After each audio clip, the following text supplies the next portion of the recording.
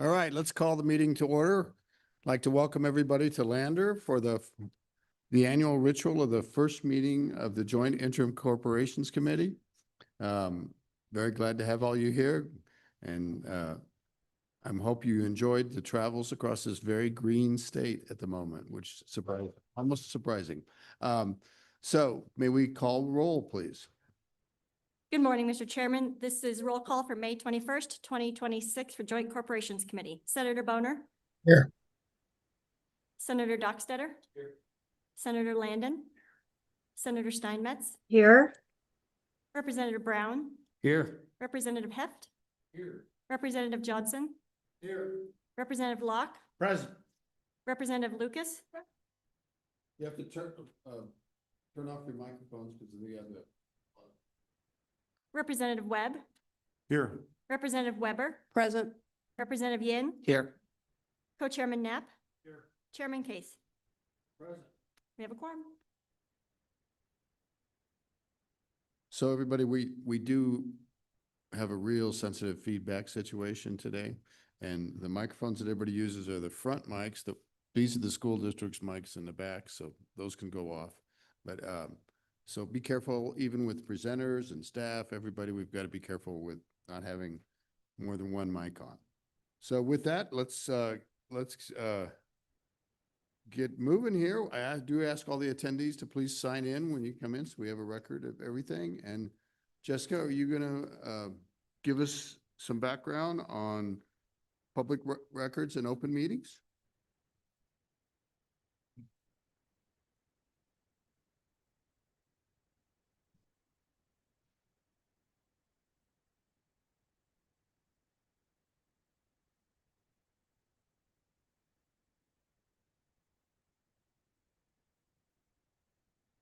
Sorry, Mr. Chairman, got a lot of paper up here.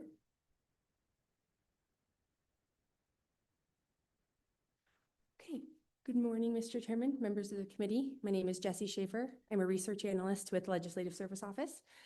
And I've compiled two fact sheets for you today.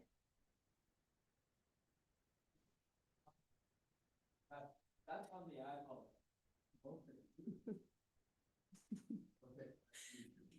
I've compiled two fact sheets for the committee today. The first I'll go over is Public Meetings Act's multi-state comparison.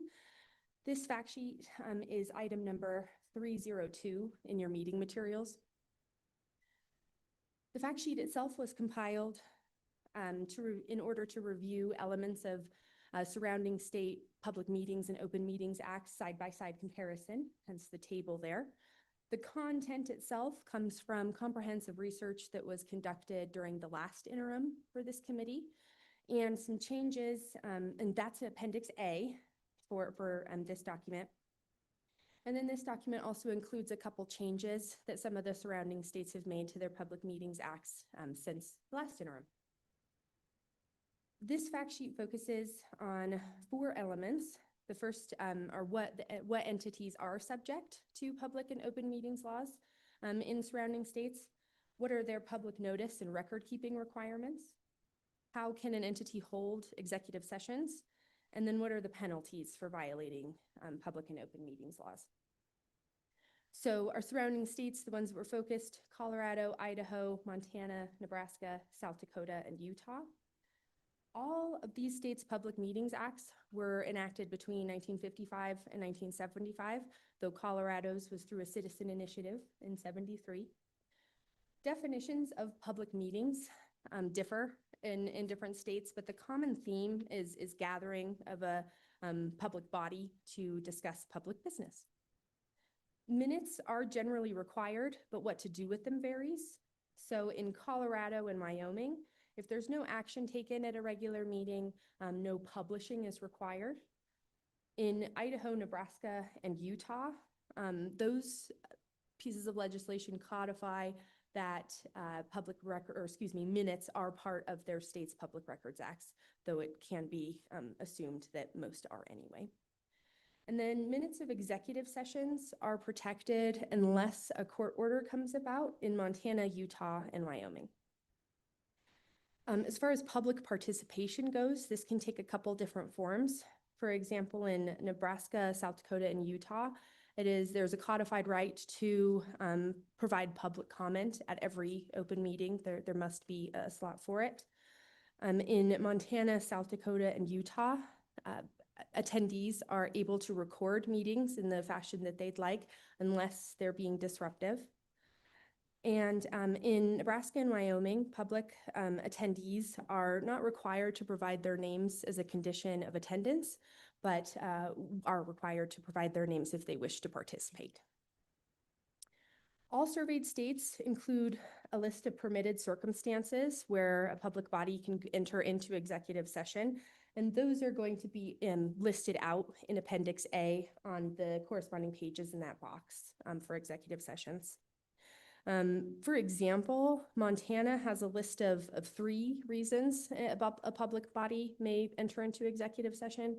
Utah's list is the largest at 23 different reasons, 7 of which are required. And then as far as penalties go, Nebraska, South Dakota, and Utah consider violations of public and open meetings laws to be criminal misdemeanors. Colorado, Montana, Nebraska, and Utah do allow courts to award attorney's fees and legal costs. And Idaho and Wyoming impose civil penalties. So that gives a quick, short overview of the Public Meetings Act. I'm happy to stand for questions, or we can move right into public records. Any questions?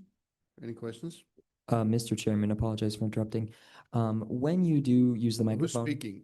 Noah Oh, okay, with Noah, PBS. thanks. When you do speak, I totally forgot to mention, just speak closely to the microphone because when you're far back, the noise just starts bouncing back and forth, but thank you. Thank you very much, Noah. Any questions for Jesse? Any questions? Let's go ahead to the next handout, Jesse.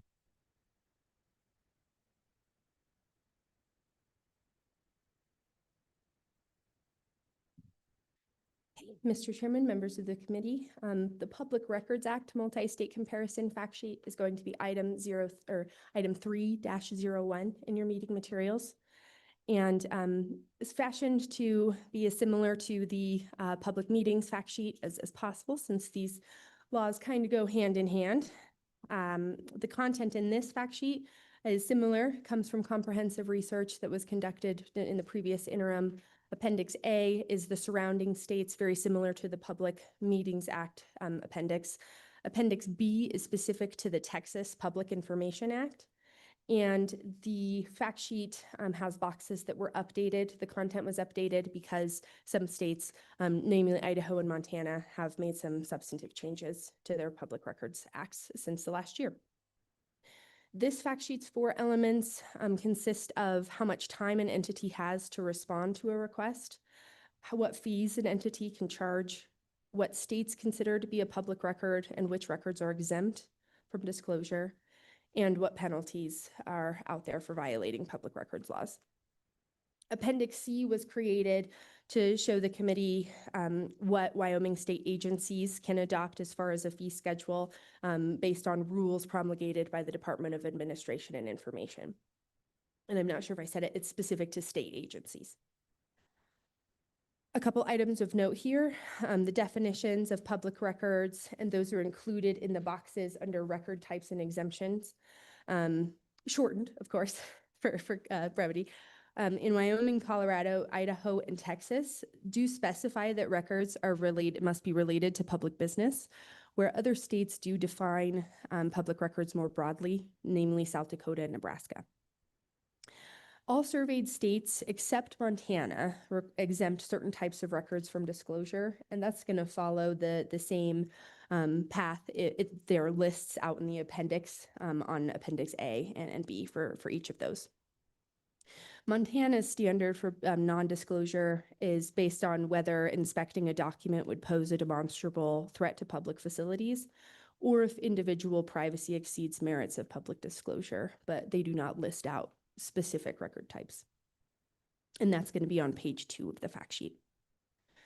As far as responses go, some states do require that acknowledgement of the request happen within a specified time frame, and then it gets a little bit different how long it takes to actually provide the records, and that happens in Montana and Nebraska. while others are required to release the records themselves or deny the request within a specific time frame. A lot of those states also have extensions possible, like in Colorado. And those states are Wyoming, Colorado, Idaho, and Utah. And South Dakota and Texas are a little bit nuanced in their response timeframes. In Texas and South Dakota, there's no specific timeframe for response, but unless some things happen. So in Texas, the codified language is promptly, but individuals can write to a requester if 10 days has gone by, and then that response is required in 10 days. And then in South Dakota, upon making an informal public records request and looking into this, it looked like maybe it was verbal or not given to the public records officer. There is no response timeframe, but if that informal request is denied or not responded to, then a 10-day deadline comes into play. As far as penalties go, Colorado, Idaho, Montana, South Dakota, Texas, and Wyoming allow individuals to take civil action, and some of those states assess civil penalties. And Nebraska, Utah, and Texas consider violations to be criminal misdemeanors at different levels. If you'll turn to pages 5 and 6, you'll see the different changes that have happened substantively since 2025 for public records laws. Idaho now classifies requesters based on residence and has different response requirements for each. If you're a resident of Idaho, your response timeframe is shorter than if you're a non-resident. And Montana has now done 3 different things. They've first exempted records relating to animal location data, and Wyoming does already have that in our public records laws. They've included a specific statewide fee schedule as opposed to letting individual entities decide what those fees look like. And that can be found both on page 6 and on page 2 of the fact sheet. Excuse me, page 6, yeah, fact sheet. And finally, they have allowed requesters who do not receive responses within the specified timeframes from any public entity to file a complaint in district court. Prior to this year, it was just for state executive branch agencies, so they've extended that to all public bodies. And with that, that covers everything in the fact sheet. I'm happy to answer any questions. Would you go over the very last part you said about extending the, to different entities? First being with respect to the courts, if I understood that right, so help me with that. Mr. Chairman, absolutely. So the Montana's law allowed, say you didn't receive a response, Montana law considers that as a denial. And then an individual as a remedy could file in their appropriate district court for if the requester was requesting information from a state executive branch agency. And now that standard has been expanded, so all public entities, and that definition is included in the box, excuse me, on page 2. Oh, I'm wrong. I'm looking at the public meetings one. All public entities, so political subdivisions, certain associations, that sort of thing. Got it. Thank you. Any questions for Jessica? Senator Landon. Ms. Schaefer, thank you. I was intrigued and wondered if you drilled down any deeper. I noticed that Montana just exempted its fish and wildlife for hunted and trapped animals, and I'm trying to get my arms around why they would want to do that. Were you able to read any further on that, or I'm just curious?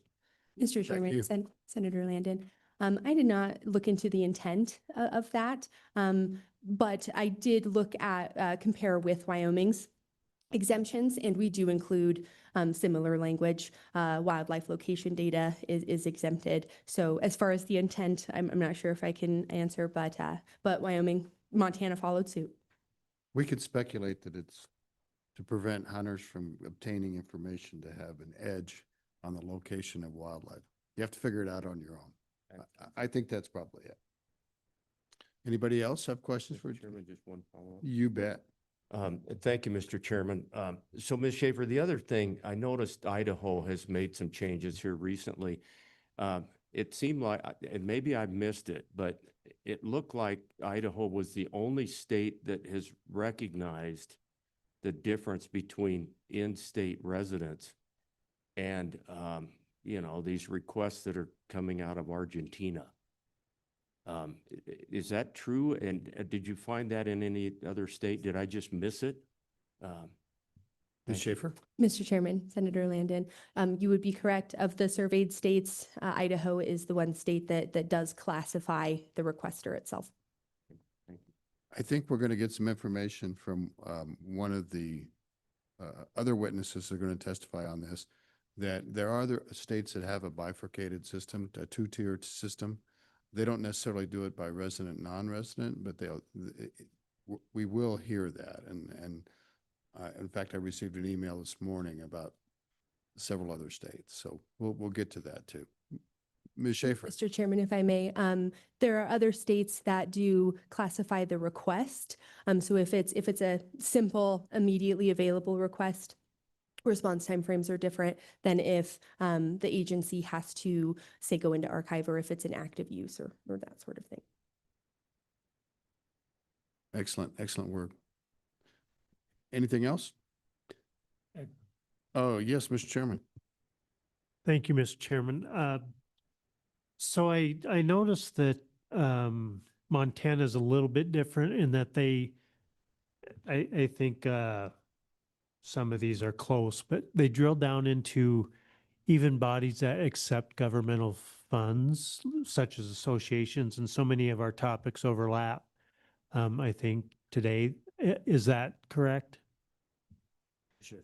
Mr. Chairman, just give me a second to confirm with the larger appendix. And that is going to be, let me see here. Starting on page 14 of Appendix A.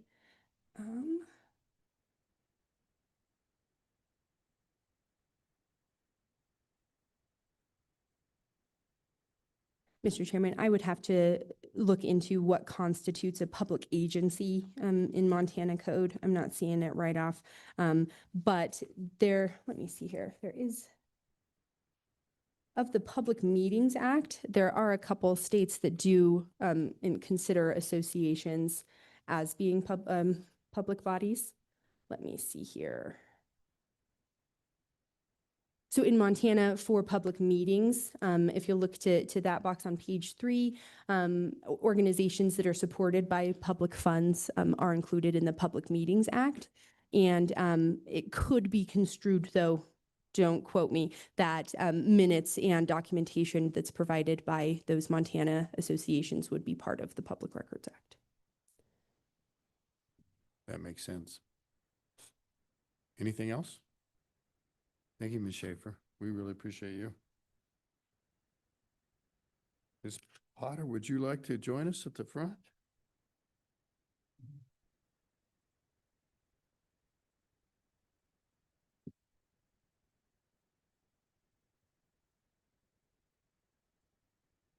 Welcome. We're glad you're here. Is this going to be a good level for this? Thank you, Chairman, and committee. I thank all of you for allowing me to come back. Where I left it the last time we met was that I was going to continue regardless of whether I was part of a subcommittee or not. And thankfully, I've been able to do that with reaching out to some resources that I have learned about since then. And so we have been working as a subgroup, if you will. Last year, we focused on public testimony and some of the challenges associated with the citizens trying to get what they're requesting. And I've continued to have ongoing conversations with the public over the last year or so, and still continue to take public comment as we're going through all of this. But we've sort of narrowed it down with some of the resources that I've been able to work with, such as the Wyoming Association of Municipalities, the Clerk of Courts Association, the Wyoming Press Association, and the list continues. And so we've been able to have a work group of about five or six different entities. And they are able to provide me with some of the working aspects of what it takes for local entities to make everything work. And of course, I offset that with the public needs as well. And I think we're getting very close to something that would be able to be placed into legislation agreeably, so to speak. I had hoped that we would have an actual draft legislation at this time, but we don't. But we did come up with some solutions potentially to offer up.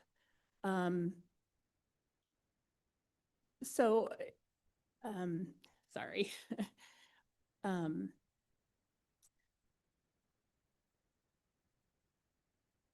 So we've been meeting ongoing and talking about some of the issues. And one of the ones that stands out most at this point, I know Mr. Bonner is a strong advocate for the Wyoming Press Association as well as public media in Wyoming overall. And we have had some conversations. I am still very firm on my belief that it would be a detriment to both sides if we reduce the timeline for acknowledgement down to 3 days, as well as that 10-day turnaround for producing documents. I am still under the belief that if it is readily available, it should be provided immediately, that entities should provide and must provide acknowledgement when they receive a request. But I do think that sets both sides up for failure with the restricted timeline. I would very much like to keep the timelines as they are now, but offer up a potential avenue for public interest and or news media outlets to have sort of an express lane, so to speak. And I offer that up because I think a lot of the, we think about some of the new businesses that are coming to Wyoming to smaller locations.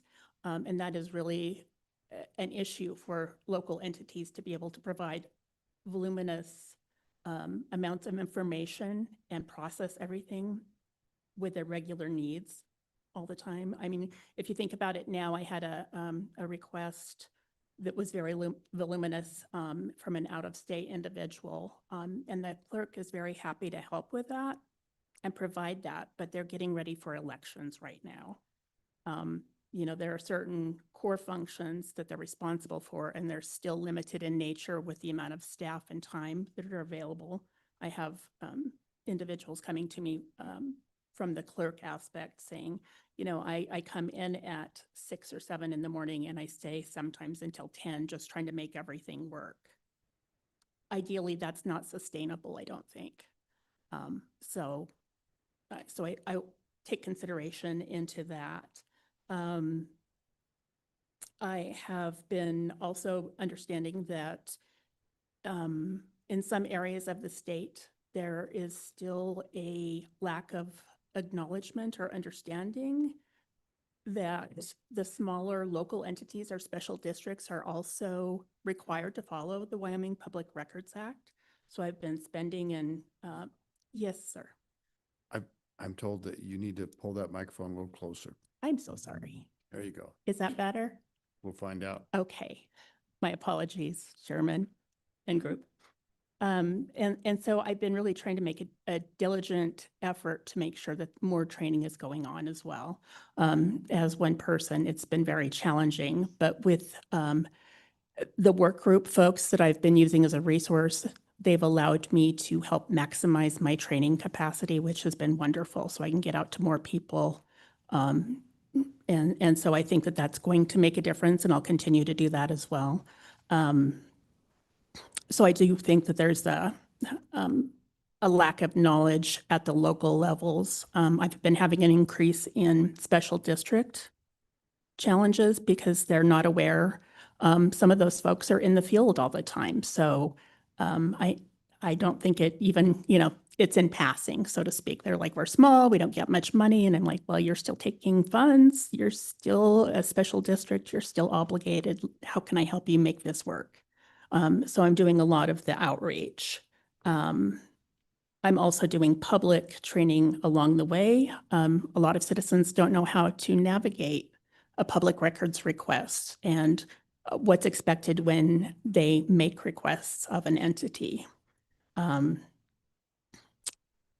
I am also finding that there are still a lot of, last time we discussed fee schedules and what that might or should look like. I believe that probably, we had discussed last time that perhaps we should just establish the state rate as it is, as suggested by A&I as a use for the fee schedule. I don't think that that fits every entity, but I think that that is a very good starting point. My thought around that is that, as I think we mentioned last time, if they want to go below that and honor something below those rates, that is a wonderful idea. They can do that. If they want to go above that, they should have the ombudsman, whomever that is, take a look at it and see if that's really a reasonable pricing. I do know that there are entities that, again, have limited resources, and unfortunately, it might be necessary to have little higher rates, but I would hope not. One of the challenges also is that I am finding entities, I have had a run-in with at least one community college that wants to charge $170 an hour for their attorney fees. I do not feel that that's reasonable at all. At the state level, we don't do that. And I actually made an opinion to have the fees be waived for that, at least for the attorney, down to what we would charge at the state level. And they flat out denied to honor that. So I don't think that's appropriate either. I don't usually use that resource. It's a rare instance when I do. So I would kind of like to see verbiage that moves that from, they may suggest, to something along the lines of the ombudsman would have the authority to enforce a fee waiver if necessary in extraordinary circumstances. Let's see here. As far as the penalty for violating the public records laws, I am kind of leaning towards if there is an extenuating circumstance that is absolutely very clear that the entity was absolutely doing wrong, I think that they should be able to have that imposed upon them. But I also think that if that request had been through the ombudsman's office, that perhaps the ombudsman weighs in on that penalty, just to make sure, because there's a lot of documentation that the ombudsman does as they're going along that can confirm or deny that some of the things that are going on. So I think that that might be an addition to the language that might be helpful. Clearly, the courts would have the ability to make that final determination and override whatever they deem necessary, but at least there would be another way to look at this.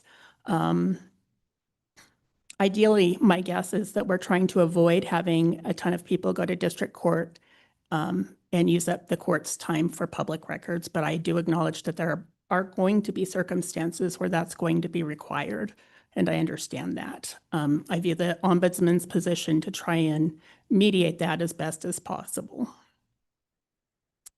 I also think that there should be an avenue for potentially commercial versus non-commercial entities requesting voluminous records or nuisance requests.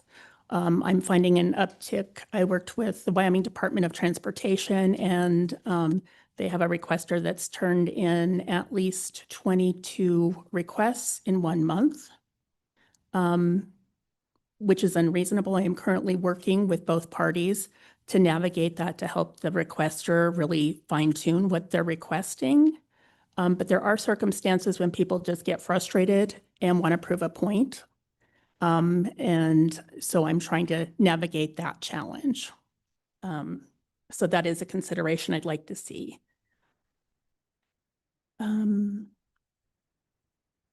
I agree with having the ability to have recovery of attorney costs if in the event that the public records appeal has to go to the district court. I think that's appropriate.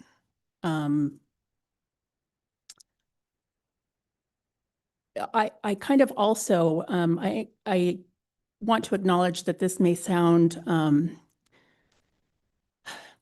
do I put this? Moving forward, I acknowledge that I may not be the next ombudsman, but I want this position, given the amount of time the legislators and myself have spent trying to make this successful. I want to be able to move this forward for the next person to be successful in it. I believe that consistency is probably very important to that. I've had constituents that have worked with me before my short intermission in the position and after, and they said, you know, having someone here that really understands and can be in this position long-term is really more important to me. And it's very helpful opposed to having someone new come in and having to relearn, which I can appreciate and understand.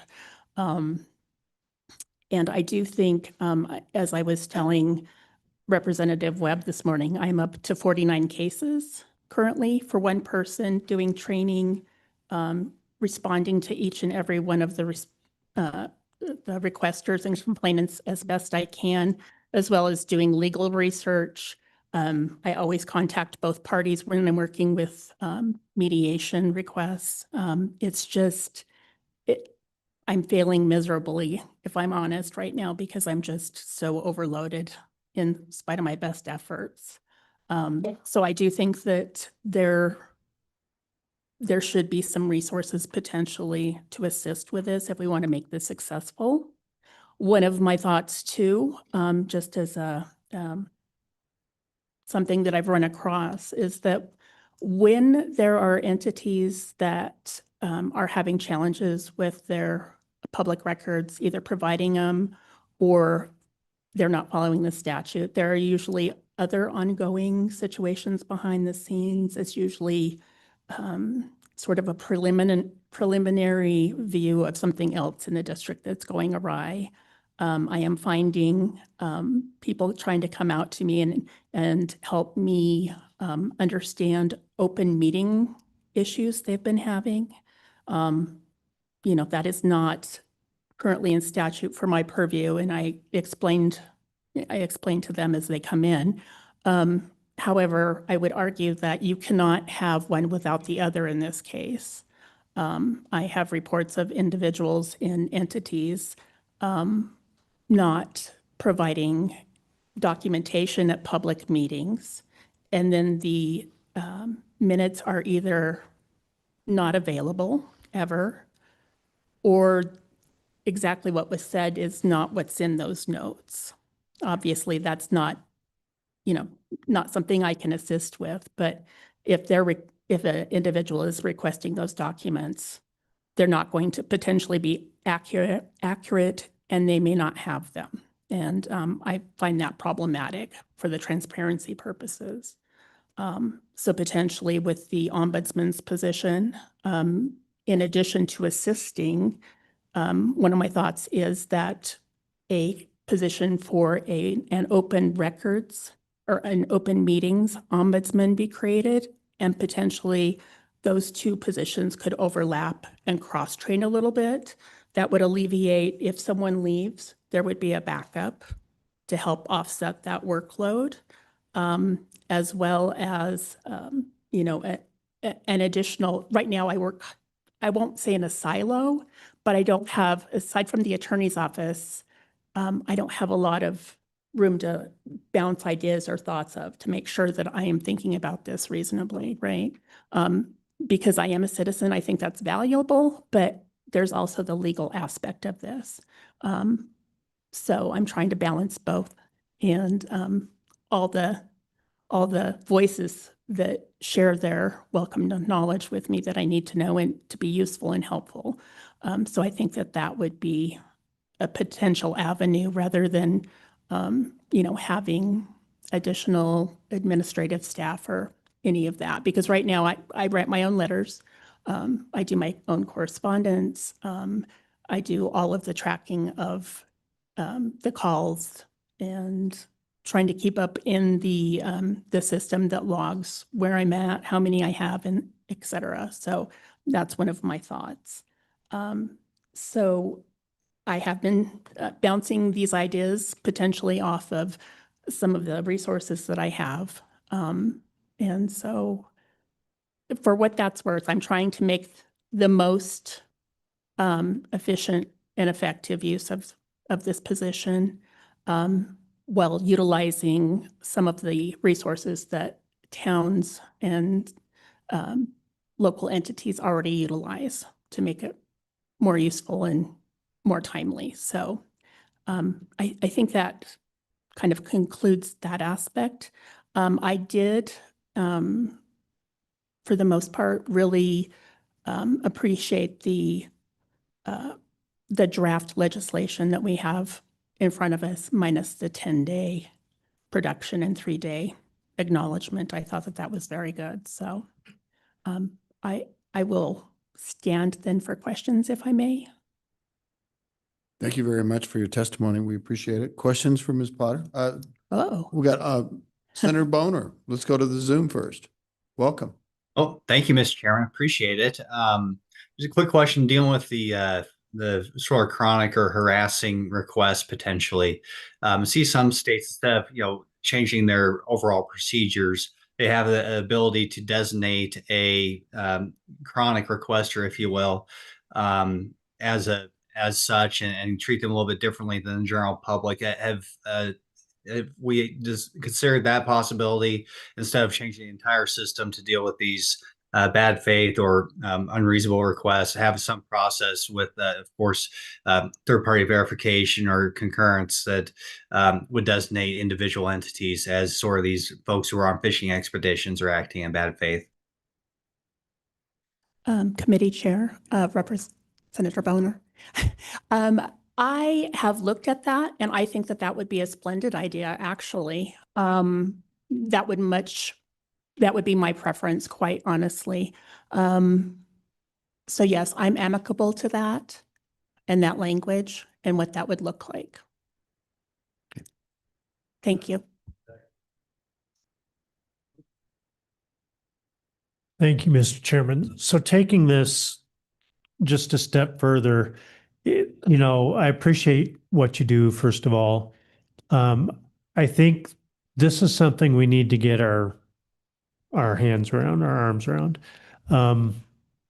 because there are so many discrepancies and so many different ways that agencies are handling this, from small towns to districts to political entities. It's all different. And I believe that uniformity is important. Can you foresee a day where, because I feel like the more that we have online or archived, the more transparency there is and the more accessible it is without having to involve people. Do you foresee a day where the state brings that support, where all documents are archived, and it can be by category, whatever, to where people can have access to that without even putting in a letter or contacting a county, a city, a district, that information is readily available and people can be pointed to that direction? It seems to me that starts to solve uniformity. It starts to solve rate paying as far as consistency. And it actually takes the place of the human element where archiving can be accessed and allow all those types of documents to be found. Ms. Potter.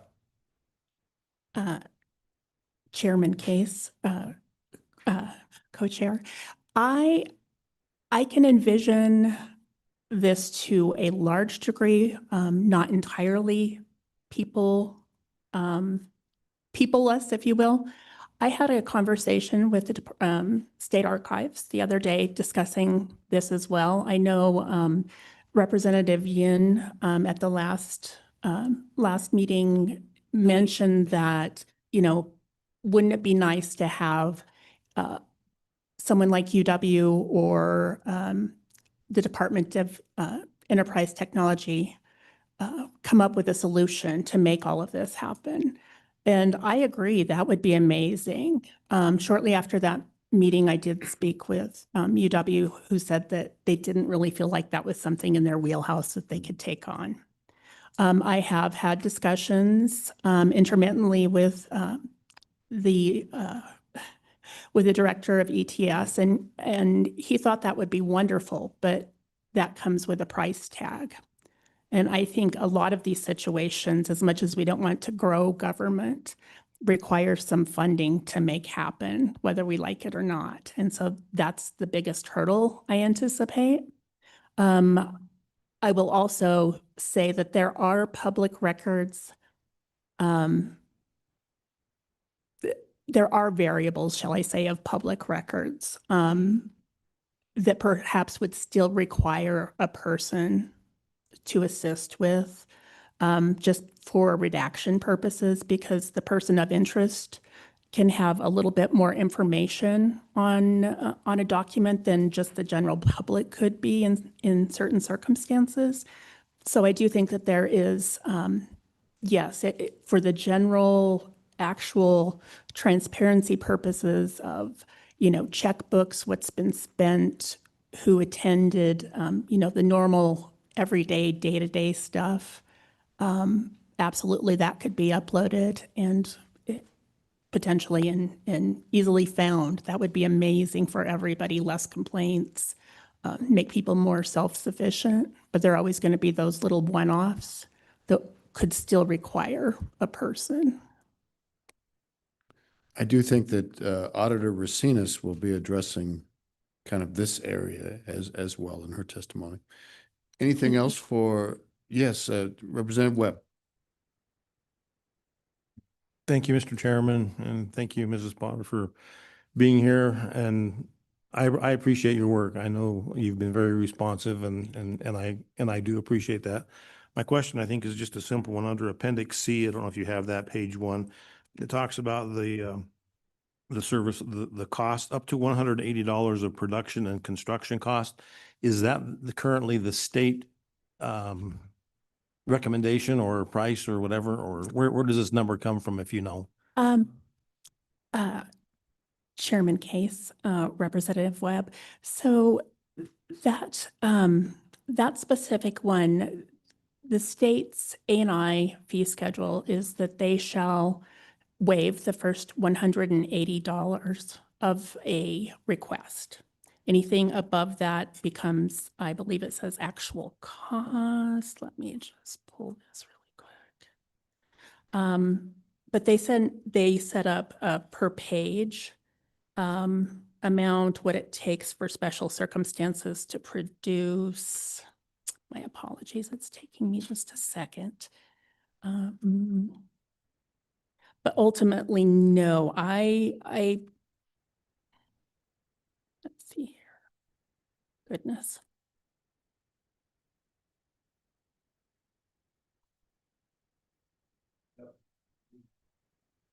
Maybe we could get back to him on that. That would be wonderful if I may. That's fine. Okay, Senator Steinmetz. Thank you, Mr. Chairman. I have a question just regarding law enforcement. Have you had any discussions about their video cam and things like that? Because I have had officers approaching me about the fact that it's taking a lot of time to dig through the video cam, see if the footage can be released or not. And there are movie companies using that to make for-profit films and Hollywood calling for some of those more gruesome things that have happened in some of our communities. And so that's a concern for law enforcement and doing some research. I know that states some of the other states look at whether it's for a commercial purpose and then kind of deal with law enforcement differently. Have you had any discussions or do you have any suggestions on that? And just let me interject before, Please. there probably are two kinds of issues with respect to law enforcement data. Some would be requested by defendants or other parties in a case, and that's going to be different than the public records kind of thing. So I just want to put that out there. But Ms. Potter, if you can address that, that'd be wonderful. Chairman Case, Senator Steinmetz. To date, I do know that that law enforcement body cam and dash cam are always a little contentious with regard to public records. I'm honestly, today's the first day I'm hearing about the commercial use of that. So I will have to do some digging into that.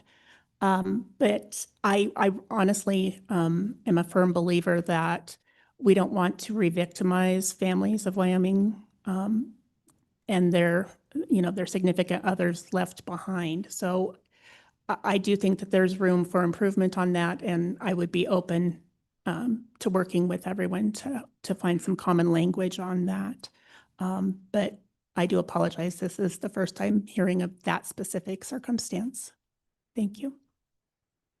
And Ms. Potter, I wonder are those sources public records? Or are they protected? I would bet under some circumstance, they're certainly protected. So we'll have to dig into that more. Representative Locke. Thank you, Mr. Chairman. And this is just kind of a broad question. I just wanted to get a best feel I could for this. Is there any really centralized reporting on the number of requests and the response time of requests? Or is this all entity by entity? Is there any type of general broad reporting that is easy for you to collect?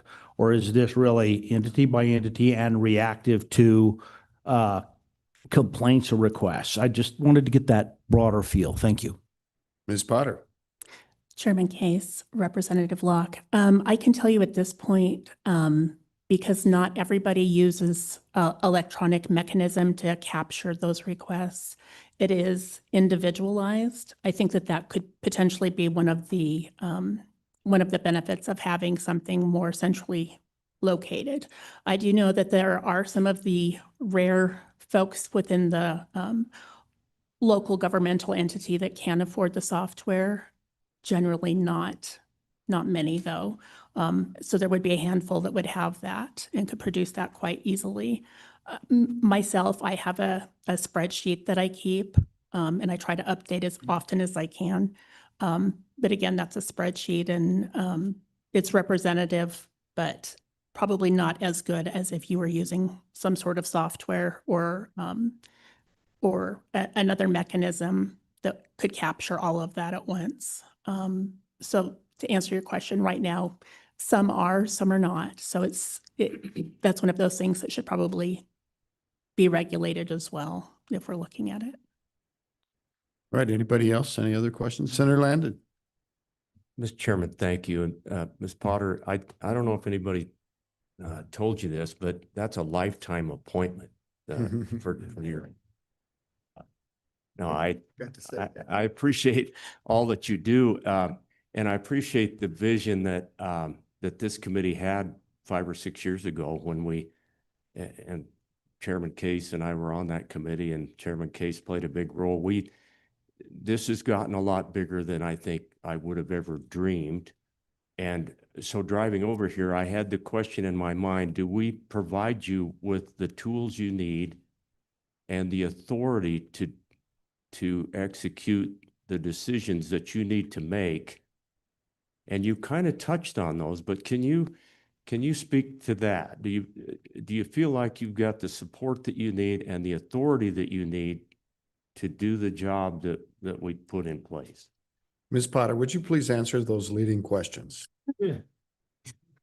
Chairman Case, Senator Landon. I would say that, all things considered, I've been given what a pilot program would be required and helpful. I do think as it has grown, I do need more resources. And I believe I do have, I think right now, as the state statute with the ombudsman's portion goes, people think that it's a nicety. The public comes to me for serious questions, assistance, and help, and I do my diligence to make that happen. Spending sometimes months for a resolution, which I despise that it takes so long, but it does. You know, you're working with people, and it just takes as long sometimes as it does. So I would say a little more teeth in the things that were initially set out would be splendid. For instance, the portion of if I decide to waive fees, knowing that I wouldn't just use power to be like, no, I don't like you. I'm not going to waive, or no. I mean, I document everything before I get to that point to say, I really believe that this is the right thing, the fair thing to do. So giving those power more teeth even would be amazing. But yes, I think resources are currently lacking for everything that's going on. And I think to make this and keep this successful, additional resources would be required.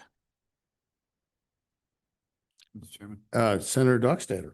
a little more on those resources, not to be leading, but what are you talking about? I got Here, 41 point this green thing. to your 41 face. cases here in my notes, if that was right. What are you talking about in terms of how many, what's a resource that you need? Are you talking another Ms. Potter. individual? Thank you, Mr. Chairman. Chairman Case, Senator Dockstader, I think I threw out one earlier about the potential of creating a position for open meetings that could potentially overlap. I think that's a practical solution for a couple of things. I also think that having a designated attorney, or at least a designated half-time attorney within the Attorney General's office to assist with this would be very helpful. I know that they strive to help me as best they can, and that right now there is a shortage of AG representatives. So it's, first come, first serve, and they triage as best they can. And I think that they've been splendid trying to offer me assistance, but sometimes there is a holdup, just like with any other attorney, right? If we go to them, I can do your will, but it's going to be 6 weeks from now. And sometimes there's a sense of urgency associated with some of the complaints that come in and what they're regarding. So I do think having that ability would be most useful, so that if I have all my ducks in a row, I can just get the answer I need to move forward. Okay, anybody else? I have a couple of questions. Ms. Potter, how often do you get complaints about the abuse of executive sessions by governmental entities? Chairman Case, that has been increasing in number. So I would say I get about maybe 2 a month on that. Again, with some of the open meetings, things that people call me about, that's kind of leads into that position. But yes, I do get those complaints, and they're like, well, we understand that that's not your designated role necessarily, but hey, just to let you know, which, so I then, try to check in with other resources to see if those entities are having issues with other entities that would have the capacity to go in and assist those people, both whomever is potentially offending and the constituent that's concerned. Thank you very much for that. I suspected that. Talk to me about the burden of redaction. That seems to be what we hear people saying, well, we have to hire an attorney to redact information in a records request that could be potentially involve I don't look for the right word, but it wouldn't be appropriate to involve innocent or other people into the records particulars. And I do hear that entities say, well, we have to take every records request and run it through an attorney who spends hours drawing lines through people's names and stuff like that. I'm not sure that an attorney has to do all that. I'm not sure what needs to be redacted. Can you just talk to me about that problem so that I can understand it from better? Chairman Case, absolutely. I will try. Yeah. And so I will argue, first off, that some of the individuals that are considered the designee for public records and entities may not be the best suited to handle public records. It becomes an add-on duty. I have spoken with some that are more or less a receptionist, and their skill set may not really lend itself to analysis, if you will. So I would argue that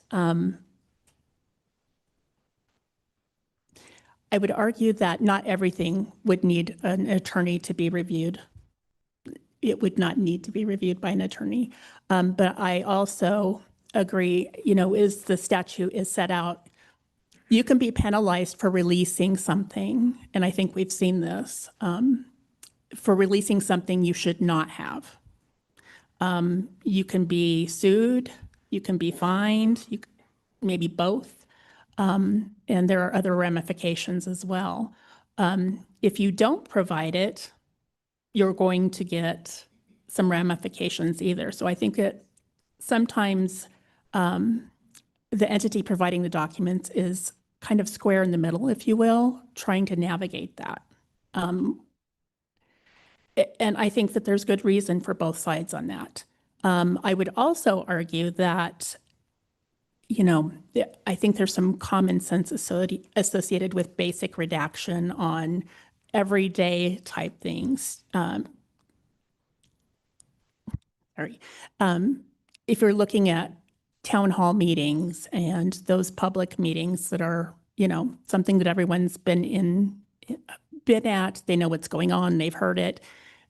There should not be redaction with that. Executive session, of course, is restricted, so that's not an issue. I think that there are individuals, and as of late, I've had a lot of challenges with school districts and what they will release and what they won't. Of course, there's FERPA, which is the federal protection essentially for children in the school district to keep them safe, and it makes total sense. So there's some negotiation in there. So my child was involved with some sort of altercation at school, and you have a parent that will come in and request access to what happened to their child. And as far as that goes, the parent is essentially the person of interest in a minor situation. The parent's like, well, how come the name of the other child isn't in there? So in those circumstances, I think we have an obligation to protect minors and to keep them safe, even if this isn't the ideal situation, right? Because they've inflicted pain on someone we love. But if roles were reversed, how would we want that? Would we want the public and another parent to have all of my child's information about something that,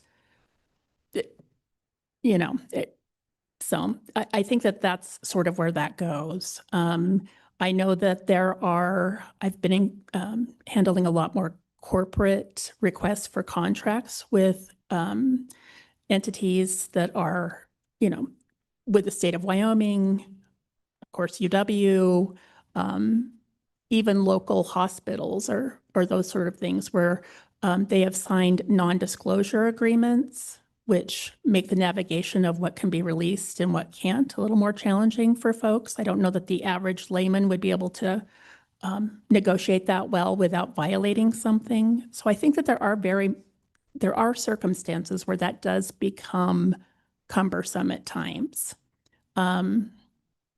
So I do think that that's problematic, but I don't think that every single document that an entity would hold on to should have to go through that process. Does that help clarify? It helps a lot. Thank you very much. I just had, you talked a little bit about the additional resources that your office could use. And, you know, there's a possibility that if we have a bill that we could actually put an appropriation in there and a position or so. You mentioned that you thought one way to do this would be to have another person be the public meetings ombudsman and then add a halftime attorney, I assume to be shared by both people. That makes some sense to me, but I'm wondering, how about I throw this back at you, that we expand your office to include public meetings as well as records. We get you that halftime attorney, but then we get you a full-time staff member to help work it. So one person is kind of under the umbrella of both records and meetings because they do spill over. Just your thoughts on that. Is that a no starter, or would it work potentially? Can we talk about it? Chairman Case, I think I'm open to that. I think that would be a great solution. I was just trying to be very frugal with some thoughts around what that would look like. But yes, I think that would be appropriate. I think that would be very helpful for this position. And I think if we think about continuity of the office, potentially the staff person, the full-time staff person could down the road become the ombudsman. If we select the right people, that would be sort of the thinking. But I know there are other questions, and I know that Representative Johnson had a question. Please, sir. Thank you, Mr. Chairman. We recently got done with the budget session, and a few of us were looking into the Wyoming Business Council. There were about 21 contracts with out-of-state corporations. Aside from the name of the corporation, everything was redacted. There was absolutely no information that we could glean from those contracts.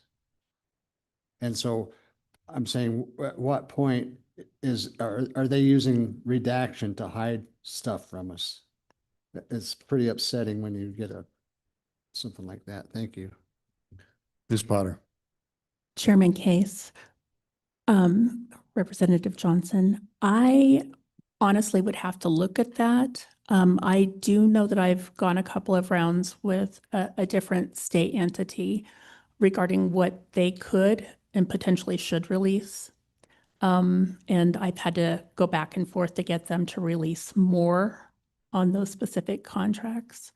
Again, I'm not an attorney, so when I see something, I'm very visual, so I do apologize for that. But I would argue that you should be able to make some sense of it, or they should have flat out denied all of it if they were going to redact all of it, right? So I'm just tagging on your question. I have a hard time thinking that an executed contract, a contract that's in place, should not be a public record all across the board. It's taxpayer money going, you know, for taxpayer-based services. A contract under negotiation is totally different animal, but does that relate to your question or your answer, Ms. Potter? I'm just throwing that out there. Chairman Case, yes, I would agree with that. Did you have a follow-up, Representative Johnson?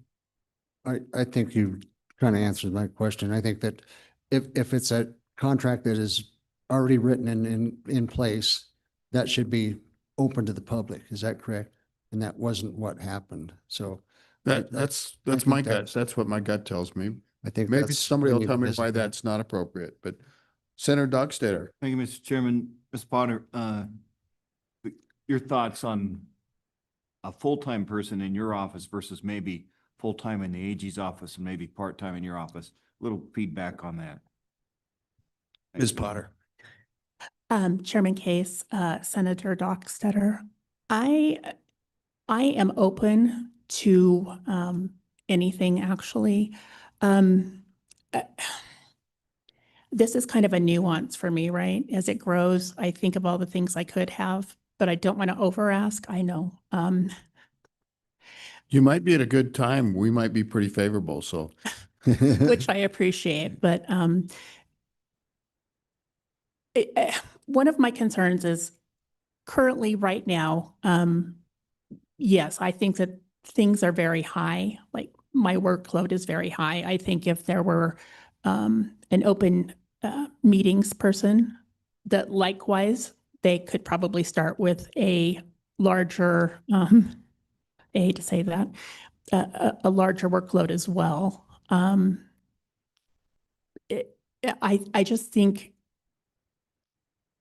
part of not being an attorney and trying to analyze some of applicability. I think when a lot of the citizens come to me, they say, well, you know the Public Records Act. Yes, I know the Public Records Act very well. But some of the consideration they don't think about is if it goes into the criminal scheme, there are a bunch of criminal statutes that I read through and then attempt to interpret, or commercial aspects, right? Like I don't have all facets of every branch of, if you will, of the Public Records Act, because there are special circumstances that come to play with specific entities based on, where they fall in that category. So that does add a more challenging layer, which is why I think the attorney would be so important. Does that, I don't know if I'm Yeah, clarifying that very well. I it's difficult. apologize. We'll hash it over. I need to try to direct us to speed it along a little bit so that we can, I would propose that we have Mr. Anderson explain the existing bill to us, and then we open it up for public comment, if that's all right. Ms. Potter, thank you so much. Stand by. We might have more questions. Thank you. Mr. Anderson, do you want to present the bill from last year?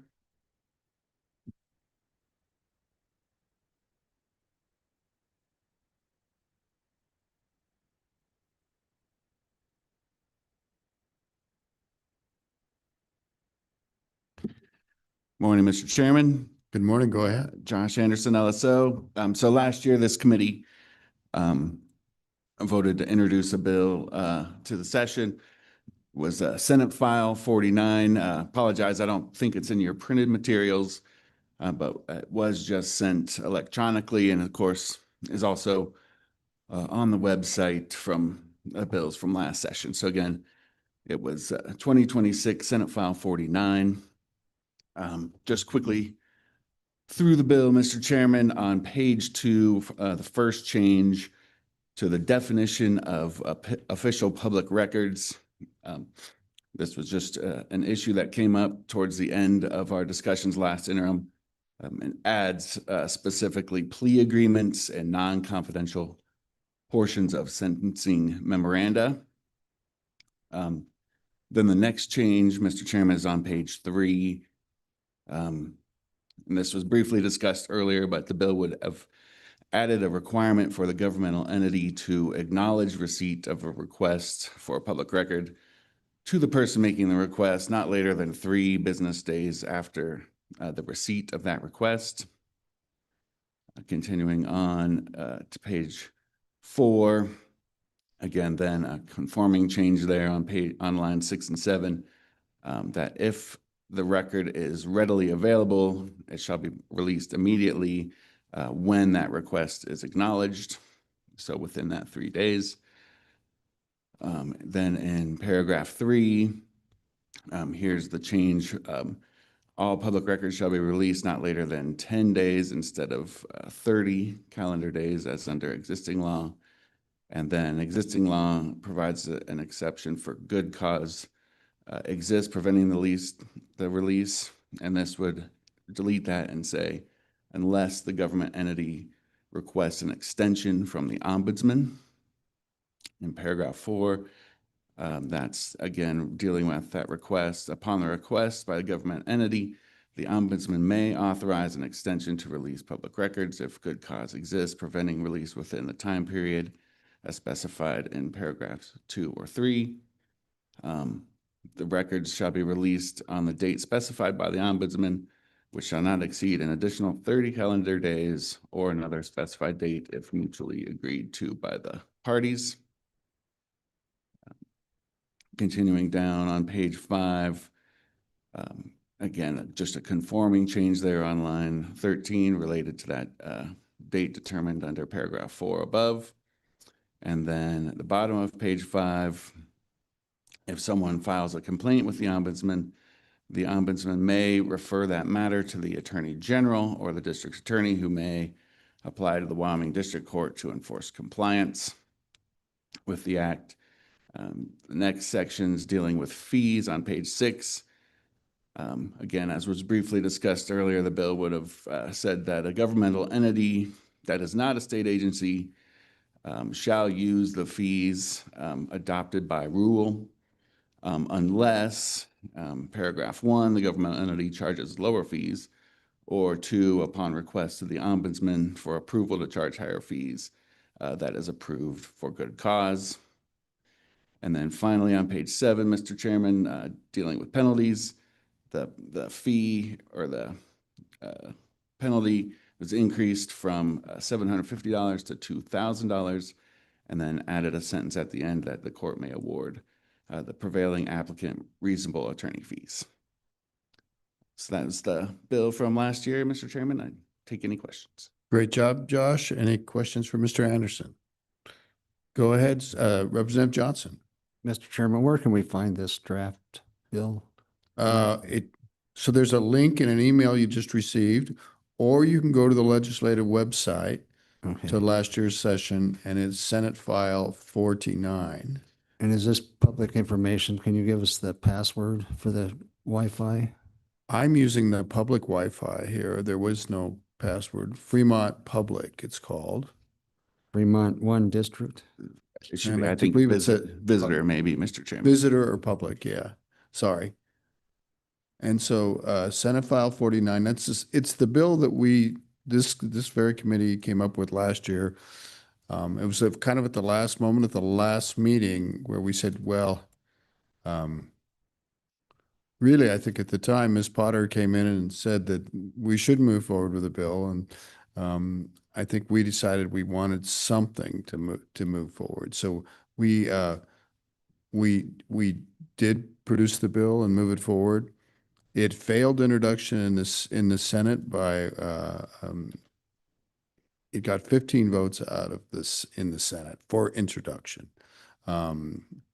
Certainly there was quite a bit of last minute dramatics about the introduction votes and everything, if I could be kind. So I'm not sure it had a real fair shot. Maybe here we are now, and maybe we can make it better. Ms. Talbot.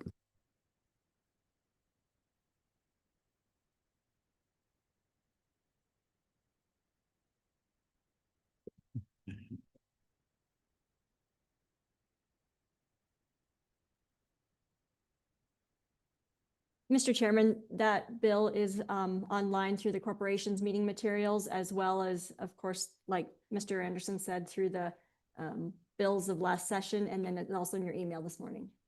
Thank you. Any further questions for Mr. Anderson? It's not that huge of a bill. It's kind of a tweaky of the existing law.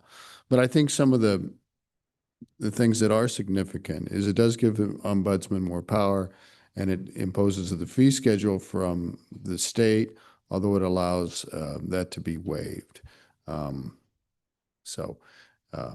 Anything else from Mr. Anderson? We good? All right, thank you very much. Ms. Potter, is there anything you'd like to add? Then I want to go to public testimony. I just wanted to thank you all for allowing me again to come back with this. And it's becoming increasingly more important, I believe. And so I just thank you for your time and consideration. Thank you. I'm really hoping we can make a difference. So We have people that are in the room that wish to testify on public records. Ms. Anderson.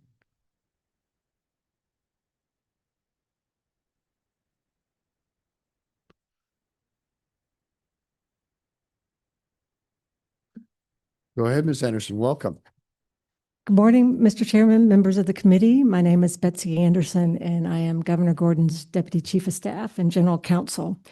So the reason I wanted to talk to you today is to bring to your attention an issue related to the ombudsman position that our office discovered very early on in 2019 when the position was created, and that is the importance of the independence of this position. And just to anecdotally to show you how quickly we realized that we were going to have to think this through, how this would work. In 2019, when we interviewed candidates, the governor, myself, someone else interviewed all the candidates for the position, and the governor asked every single candidate, you know, what would you do if I, the governor, came to you and said, that's the wrong decision, you need to make this decision. And we had a candidate who said, well, you're the governor and you're my boss, and so I'd make your decision. And wrong answer. That's not what we want to hear. We want an independent ombudsman. And I will tell you that, you know, the governor did not select that person for the position. And so we just realized that we were going to have to figure this out, how to ensure that this person was independent. And so we did make sure they have AG representation that is different than the Attorney General representation for the governor's office as a whole. Our office does not review the decisions she makes or the decisions, anything that any material she puts out. None of that is reviewed by our office because this is an independent position and it is not what the governor's office or what the governor wants that decision to be.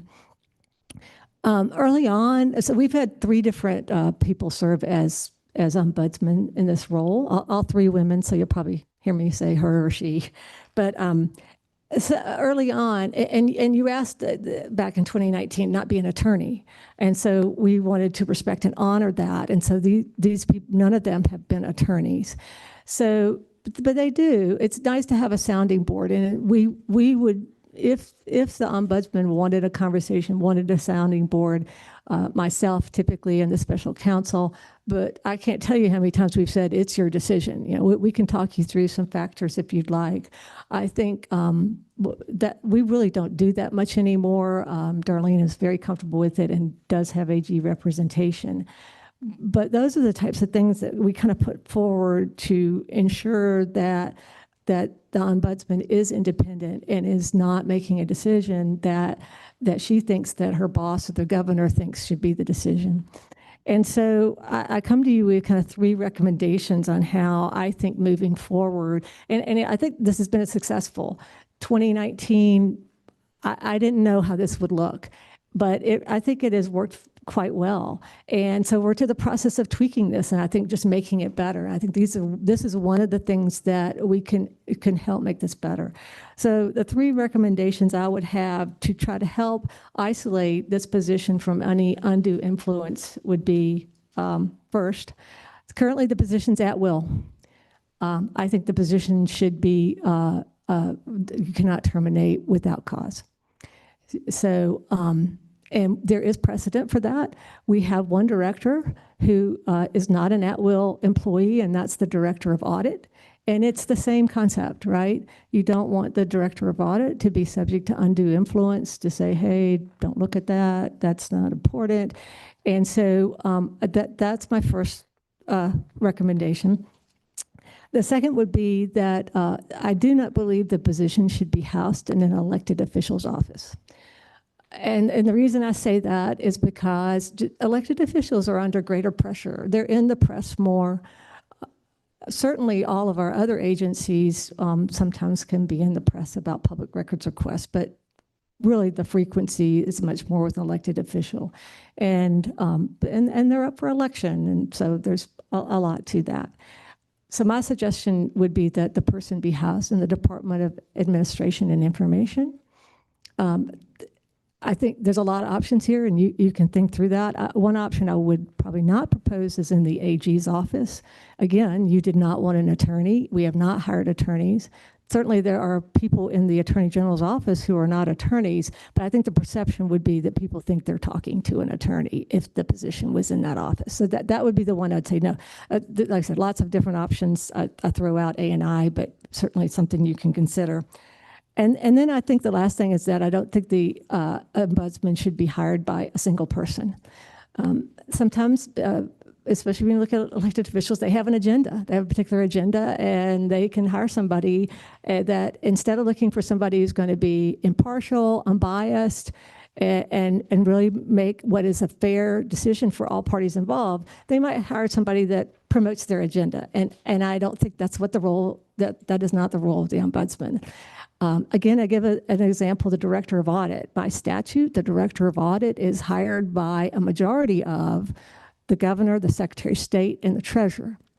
And so they have to, by majority vote, decide who is hired as director of audit, and only the director of audit can only be fired with cause by a majority of vote of those three people. That's just an example just of how to help create some independence. And so those are ideas.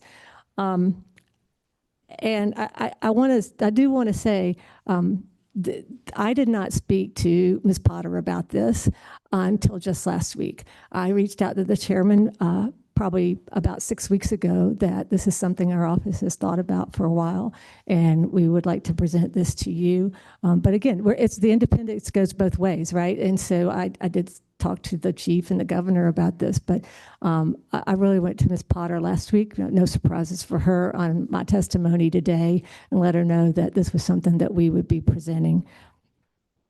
So, and you know, I don't want to sit here and say, oh, all these people are going to exert undue influence over her. I really think everybody wants this to work and everybody wants to do the right thing. But my concern is it really takes only one instance of somebody putting their finger in the pie and saying, look, just this one time, I really need you to do something different. Just this one time, it really would erode the confidence and trust that people have in this position. And I do feel like it's been successful, and I would just hate for that to happen with just one incident. It wouldn't take much to have people unhappy with, feel like their ombudsman is not being fair in considering their concerns. So that was my main reason for being here. I did want to speak to a couple of other things. The resources for Ms. Potter and the ombudsman position. At dinner last night, Ms. Potter did mention to me her idea of this having a second person, and they would actually do open meetings, but they would cross-train. And I got to thinking about that. I was like, that's a kind of an elegant solution. Just to note, the governor's office receives verified complaints against county officials, and we've received 2 against county commissioners. And both of those complain about the Open Meetings Act, that they are not following the Open Meetings Act. They don't understand executive session. They think these 3 people can't ever be in the same room ever without it, having to call some type of meeting. They don't understand public comment. And so, and not just the public, I think some of the commissioners kind of struggle to make sure they understand that. So I thought that was a really elegant solution. What that looks like if it's 2 people or a staffer. And I will say too, as I said, we've had 3. So we've had a situation, once the person leaves, if we don't have somebody immediately to take their spot, again, this is an independent position. Nobody else in the governor's office can do this. And so unfortunately, the public's left without a resource until we can get somebody in, and we are diligent about trying to get somebody in, but that is a gap. And I think Ms. Potter should get to take a vacation, maybe, a couple of days a year, maybe. So I when she mentioned that last night, I was like, wow, I actually think that would really be helpful to the people of the state, and would think it would help with that role and that position. And then the last thing I kind of want to talk about is just a general comment relating to the talk about automation and redacting and response time. And I kind of get this down to this is simple versus complex.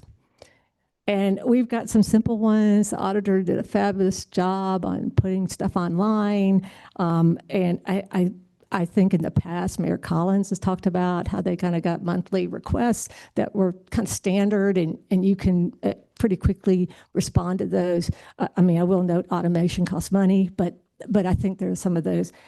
My experience has been more on the complex side in my work with obviously the governor's office and when I was general counsel for the treasurer's office. And the complexity is that a lot of times what they ask for is correspondence. In the governor's office, they want the correspondence. And there is a lot that is exempt from disclosure. It is a mandatory exemption from disclosure. If you disclose it, that's a violation of the act. And so, we're going through looking for attorney-client privilege, deliberative documents, security issues, third-party confidential commercial and financial information. All of that is confidential. And so it takes time and we run a request, we do searches of emails, everybody has to look at their documentation in the office. And we don't have a person that's solely dedicated just to public records requests, right? They're doing a lot of other duties and responsibilities, and there's very few, and I speak mainly from the state agency perspective. I'm sure the local entities don't have anybody that's all they do.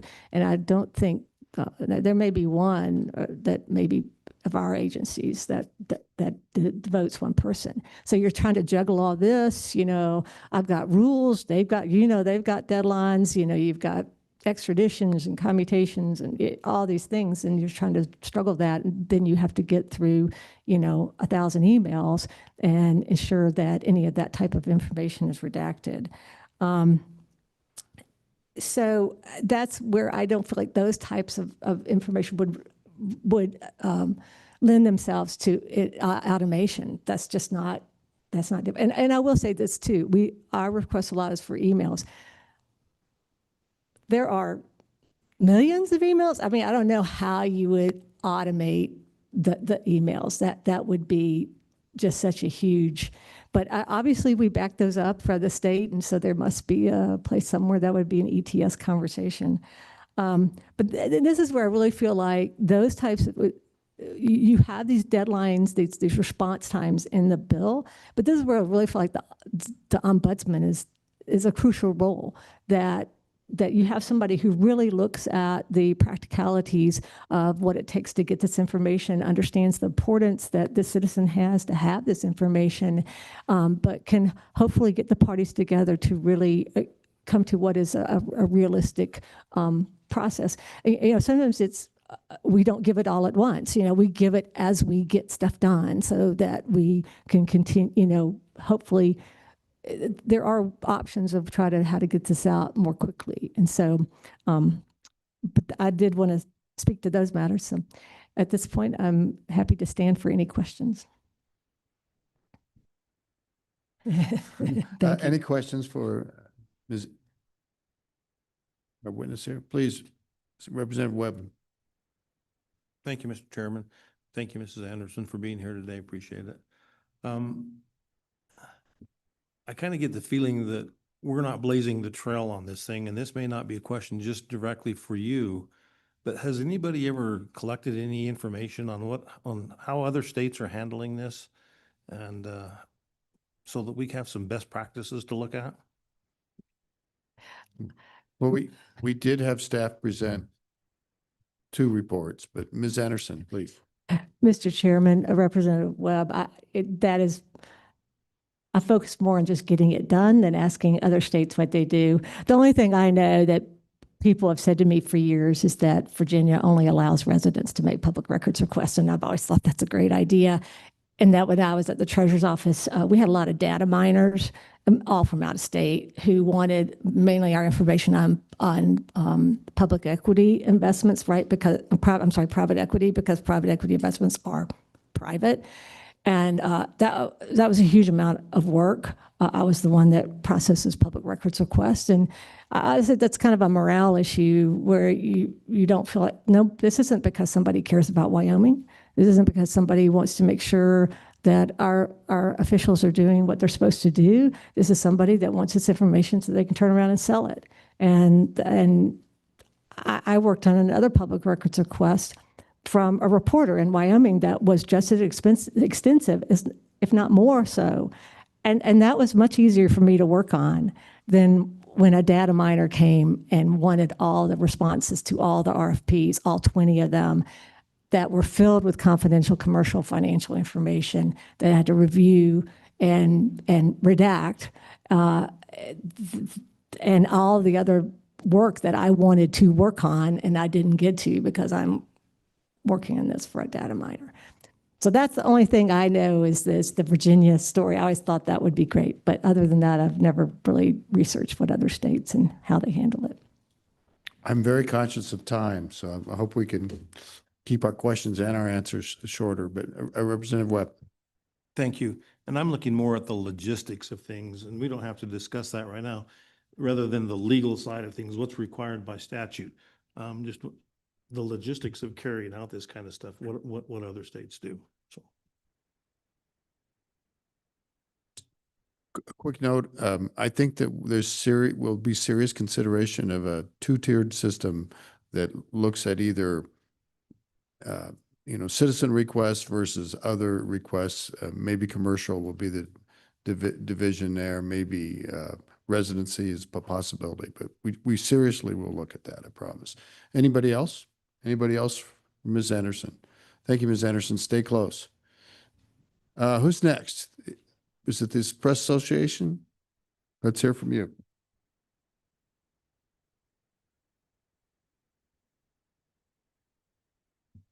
Do we need more chairs?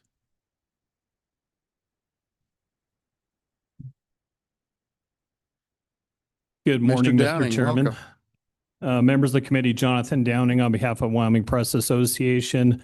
I'm also joined by Steve Kiggins, our executive director, and greatly appreciate the work of the committee. We'll cover a few issues, and Sarah's also here too. Thank you. Cover a few issues as far as the issues before you, and along that line, we'll touch on the governor's office proposal, which we just heard as far as learning of Governor Gordon's position on the ombudsman there.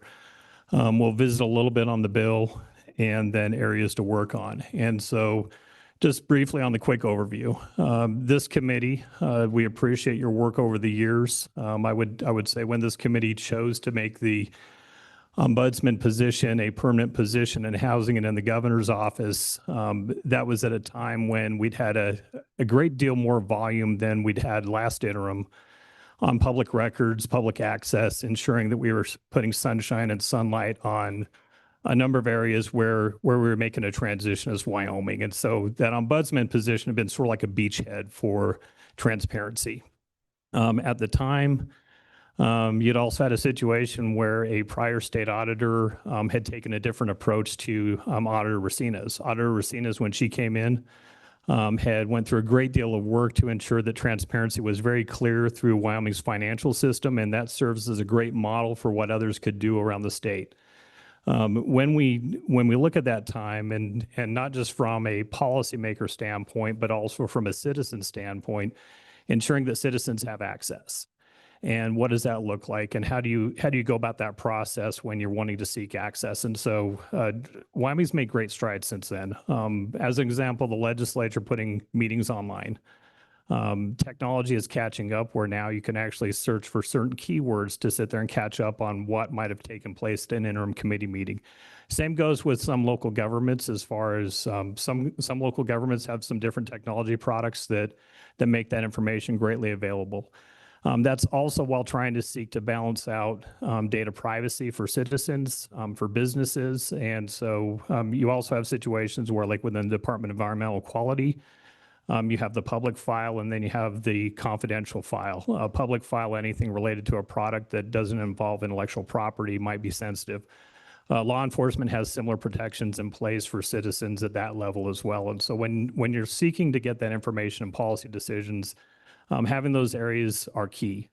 We've had some very informal conversations with stakeholders at the local government level, some of the NGOs, and Steve will have some comments on that area as far as areas we believe we can work on. With respect to the governor's office, essentially putting the ombudsman in the Department of Administration Information, that's a policy decision for the legislature. At the time when the ombudsman was requested to be put in the governor's office, it was ensuring that it was going to be in a place of authority where it was at the chief executive level of the state. And throughout Wyoming's history, you might remember back during some of our budget discussions, you used to have the budget agency housed under the Department of Administration and Information. Some would argue that that was buried there. And so if there are policy decisions where you seek to place the ombudsman 2 layers down from the chief executive, that's a consideration. That still needs to be vetted with our board, of course, as far as where that position might reside. But it's on a personal level, there's a concern there. As far as the independence, I think there's been a great deal of independence by the existing ombudsman. I also believe that she does need resources, and that's balancing out how much is needed to ensure that you're still able to access those public records. And so on that end, of course, it's been squarely put on her shoulders the last several years. And so on that end, we hope you stick around. That's obviously a decision for the next governor, and it's also a decision for the next governor as far as where that may look when these proposals come forward with that next administration. With respect to the bill, after going into session and all that fun that we had right before it didn't make introduction, there had been discussions as far as the 3 days criteria. Steve can speak to some of that as far as the 3 days and how that meshes out with other states. There had also been discussion on the 10 days versus the current 30. We're conscious of the fact that special districts that a lot of times are run by volunteers, part-time staff, very small budgets, aren't necessarily able to respond like the town of Douglas, which is a great example, or Commerce County as an example. They have systems built to be able to be responsive to public records requests.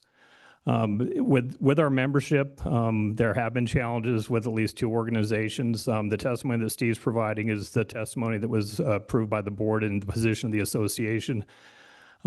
Similarly, with the legislature, you might hear some other conversations from some of our members. It's rare that you get all unanimous votes in the legislature. Our commitment as far as on the association level is to continue to work with our partners, try find a very Wyoming-focused solution that balances out the needs of the citizens and the needs of locals, and also ensuring that we don't break the bank in trying to come up with a creative solution to making sure people still have a right to know what's going on. Any questions for Mr. Downing? Thank you very much, Mr. Downing. Mr. Chairman, members of the committee, good morning. Steve Kiggins, I'm the Executive Director for the Wyoming Press Association. And we did send a letter that should be in your meeting materials that outlines in part 3 issues or 3 points that we could look at to improve this law. I'd like to spend a little bit of time talking about a point that has been touched on already here today. And that is some different layers of how we could look at this from a non-commercial or commercial standpoint. If we look at, and this came up as well in the thorough work of the LSO when it mentioned Idaho with a resident, non-resident, that's a 10-day and a 21-day. I think Utah is another good example to look at where there is a 5-day expedited and a 10-day non-expedited. You classify that as if it is a request that is for public in the interest of the public, which would include news media, but also would include citizens potentially, or or other associations. Those could be expedited, so they would go to the front of the line, similar to what the Ombudsman mentioned with an express lane of sorts. And if it does not fit into that expedited, then it would go to, in Utah, again, it's a 5-day and a 10-day. It would go to that. that would be, something that we would be supportive of to look at, again, to make sure that Wyoming requests are going to the front of the line. And then in part, with that, you would look at a fee structure that would work for your non-commercial versus commercial requests.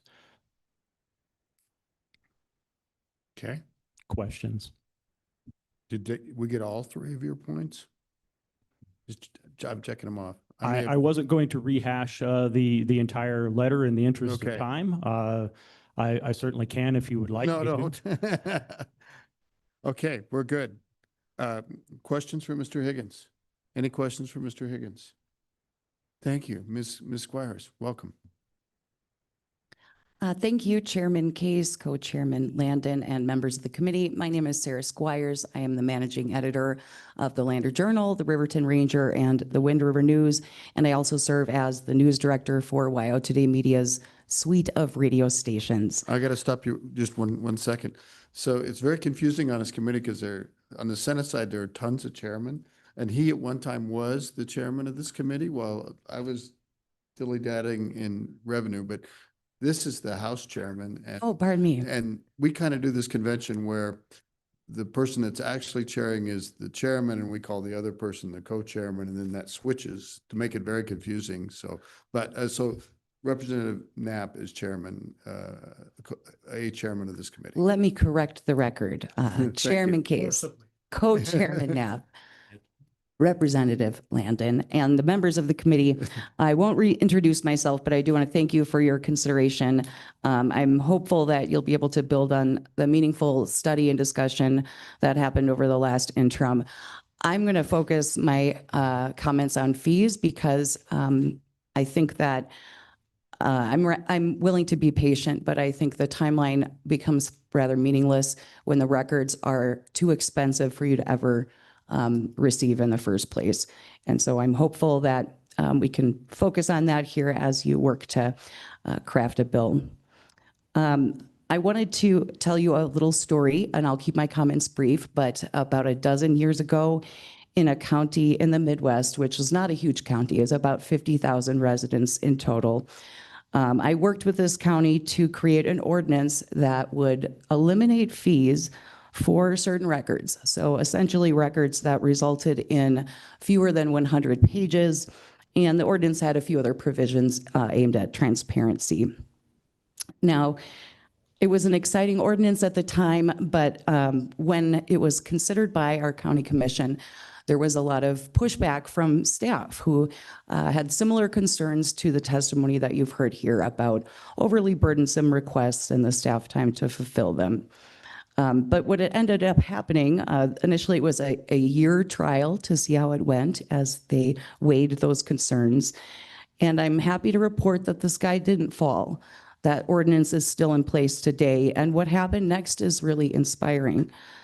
The ordinance sort of helped create some motivation to create a database of records online. It also created more of a culture of transparency, I think, in that county system from each department. And so it began as each records request that came in under that new system that staff felt might be broadly of interest to the public ended up being loaded onto their website. And then as it went forward, each record as it was created, staff began considering whether it was of interest or brought interest to the public and began loading that online as well.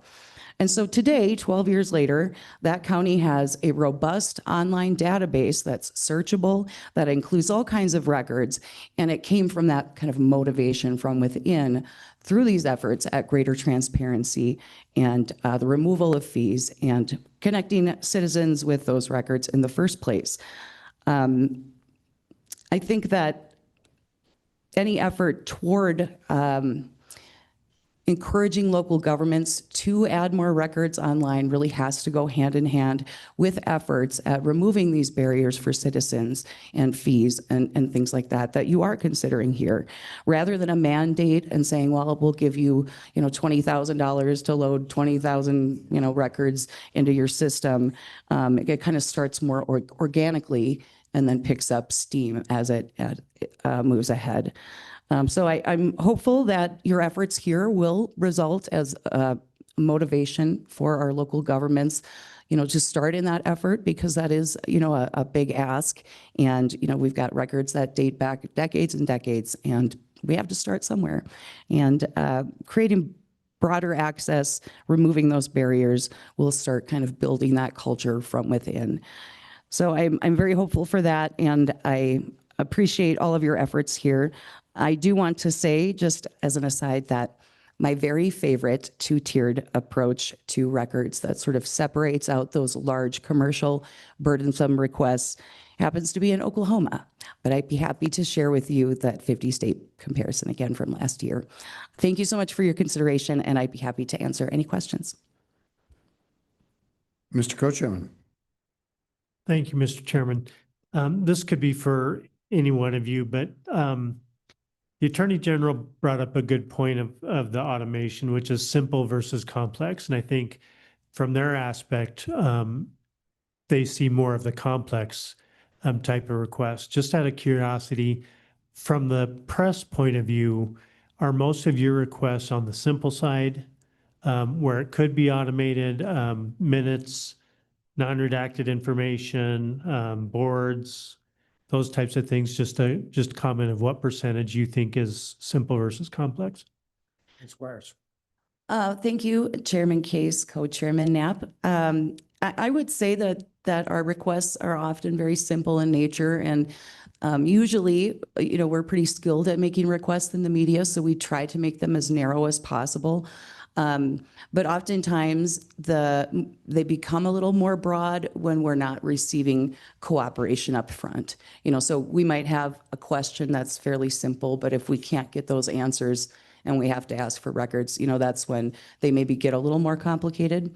But we definitely make an effort for a variety of reasons to make those narrow and try to have a good relationship with the government units that we cover. Representative Weber. Thank you, Mr. Chairman. Thank you all for being here. I really appreciate the time that you guys are putting into this, and the fact that the Press Association is taking such an active role in truth, transparency, and accuracy. Thank you. Excellent. I agree too. Anybody else? Can we hear the Oklahoma thing? What is the specifics of Oklahoma's two-tiered that you like so well? Thank you, Chairman Case, Co-Chairman Knapp. The thing that I appreciate about Oklahoma's approach to this issue is that commercial requesters are in a completely separate category, essentially. And so governments can assess, what they call the true cost. And so those would be the highest bills for records. And so that sort of puts to bed this broad fear of the data miners kind of, coming in and really disrupting things. And so, you can have appropriate bills for, these, large burdensome requests. And then members of the public, historians, nonprofits, scholars, and the media are treated kind of in a separate track. And then those requests are for free. And I think there is also a process similar to our Ombudsman office, where in the event that there was an overly burdensome request in that other category, that the government could then appeal to assess a fee.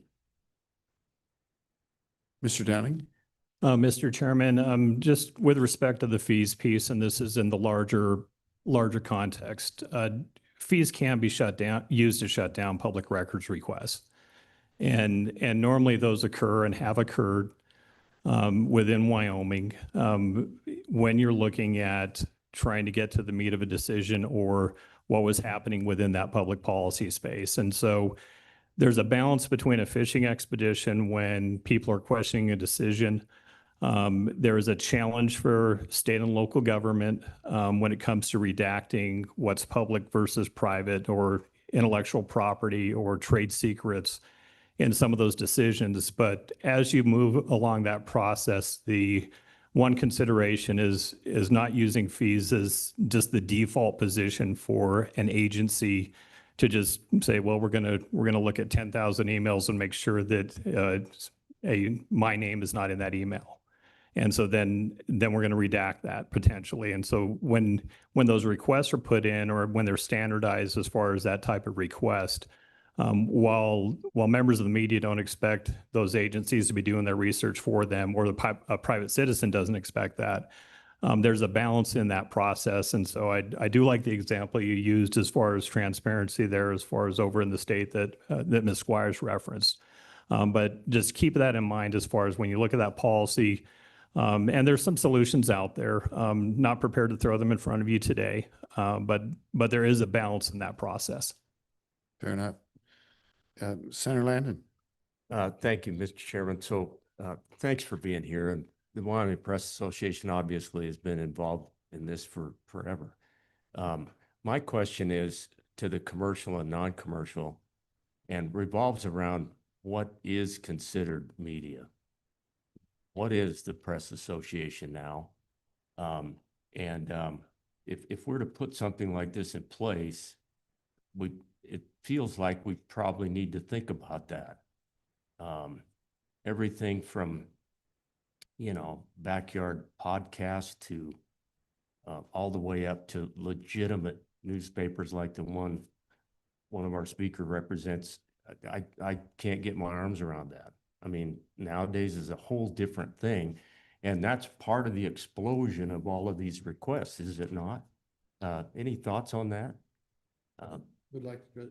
And by the way, welcome home, Steve. It's good to have you in Wyoming. So, Mr. Downing, and I am Thank you. conscious of time, so I just point that out, but go ahead, Mr. Downing. Thank you, Mr. Chairman. And there's a couple examples of commercial versus non-commercial that are currently in laws in surrounding states. I'll do part of a phone a friend to the Goldwater Institute behind me, because he has an example of Arizona's law. But when you talk commercial versus non-commercial, commercial being your for-profit data miners, it would be more what that falls into. Media and citizen request are typically falling into that non-commercial application as far as the definition that they had down in Arizona. And there's a couple other states that they could point to on that end. In some instance, just thinking about this conundrum of what is a press organization, I don't think we're really organizing the public records law along those lines. It is a relevant issue. It's a relevant issue. Who gets to be, are you a lobbyist, or are you a member of a news organization? And can you shield yourself one way or the other? It is relevant for things, but it may not be relevant for the public records law, in the sense that people that are maybe advocating through a quasi-news organization, they're probably as entitled to records as any other citizen. So I'm not seeing that distinction there. There may be an issue with respect to nuisance requests, and I'd like to get the Press Association's input about nuisance requests, because we have heard that the Ombudsman maybe should have the ability to kind of call out a nuisance request and say that, this isn't falling within the boundary of the law anymore because it's been repetitive or burdensome or whatever. So I throw that back to you. Add that to the question. Mr. Chairman, there have been some discussions on nuisance requests, and again, I would say there's a balance on that, because there's the one of like a follow-up question versus just asking the same information a different way, and then that's when it's becoming a nuisance that seeks to disrupt the operations of a local government. And when you look at some of those very tightly staffed local government offices that have designated their version of an ombudsman, they also have elections to run. They also have taxes to collect, and that takes them off of mission. And so that's also the aspect of being reasonable on penalties as well as time, and where it is a good role with the ombudsman to possibly have some teeth to. You don't want to shut down the right to know, but at the same time, if that's normally by that point the attorneys are getting involved. And then if that doesn't work, I mean, and this is why you have an ombudsman, is so that you don't have to sit there and go to court. Ultimately, you'll get that public record. It's just going to probably cost you a lot of time, money, and attorneys. Thank you. Anything else? Representative Webb. Thank you, Mr. Chairman. And thank all three of you for being here. And Mrs. Squires, that's the exact information I'm trying to look for, is how things work in other states. Thank you very much for bringing that up, and I look forward to further conversations with any of you. Thank you. Anybody else? Let's hear, who else would like to address on this? Well, we're gonna need some order here. I guess we'll need some chairs. So you guys together? Okay, let's just fill out the chairs then. Please introduce yourself and address the committee. Let's start with the middle. Good morning, Mr. Chairman.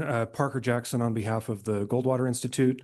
The Goldwater Institute is a public policy and public interest litigation organization or a nonprofit.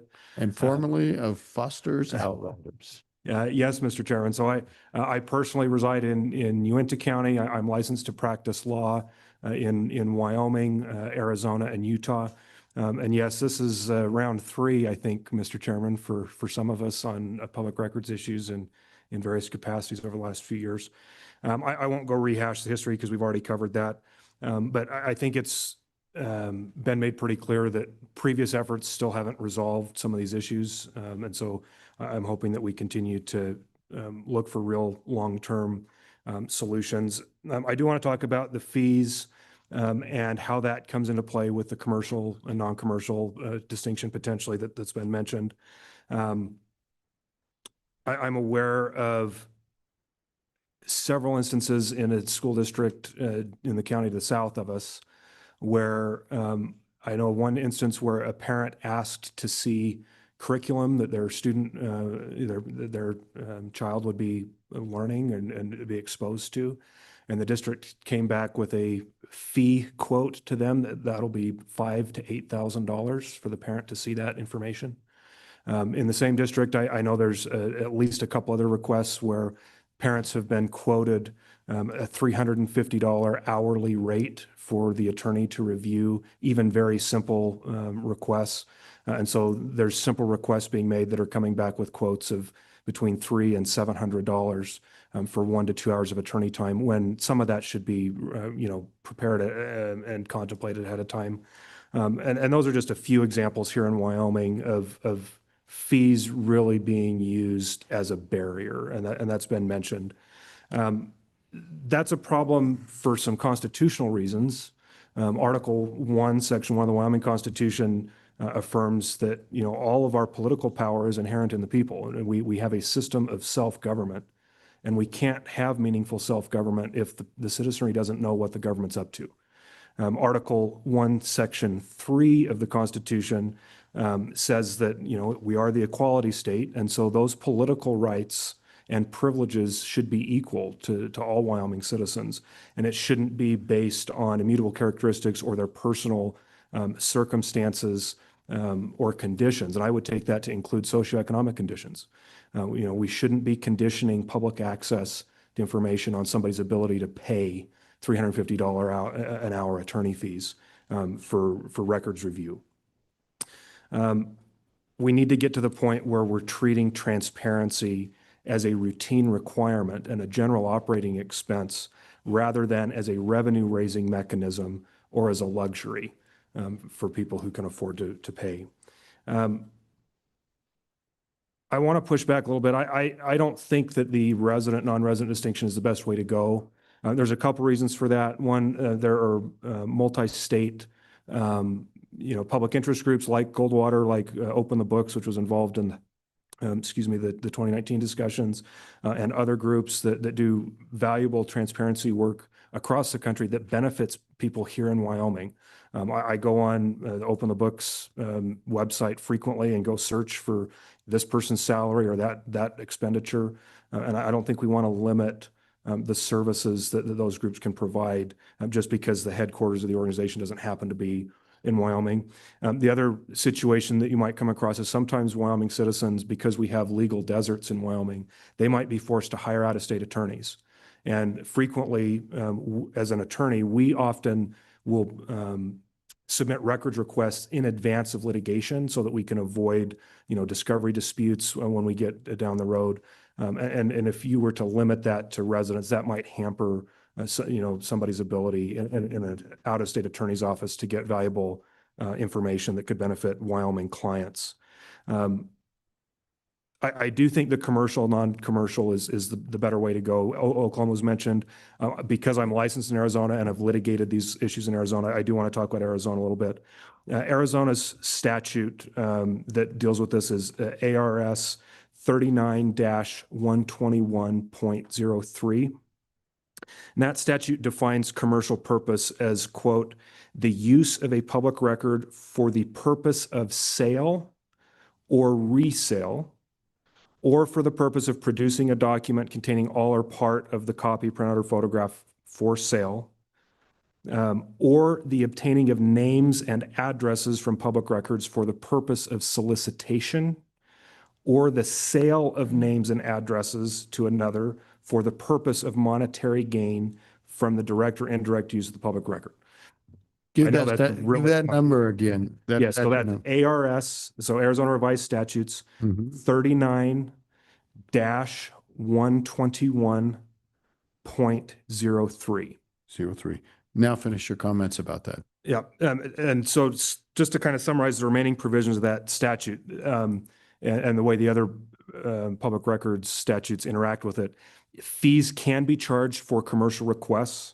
That includes copy fees if there's physical copies, or if somebody was to put something on a flash drive, somebody be on the hook to actually pay for the flash drive, things like that. The cost of time, materials, equipment, and personnel involved in the production. Again, this is unique to commercial requests.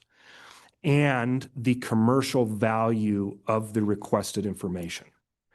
And that is as determined by the public body. So the public body can make an estimate of, well, what is this entity going to go sell this information for, so that the goal here is so that they're not profiting off of public information. That's really the goal. The statute provides a process for a records custodian to apply to the governor for an executive order that would bar the production of records for purposes deemed to be a misuse or an abuse of the public record. And there are penalties provided for either failing to identify a commercial purpose, if that's the actual reason for the request, or if records are requested for a non-commercial purpose and then somebody turns around and uses it for a commercial purpose. There are penalties in place in the statute for that.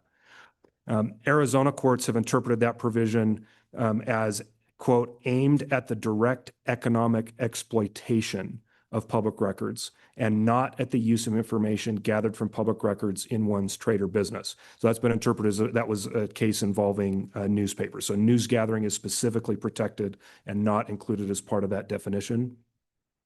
And that means that the reproduction of a public report or a group of public records for sale as such would be commercial. As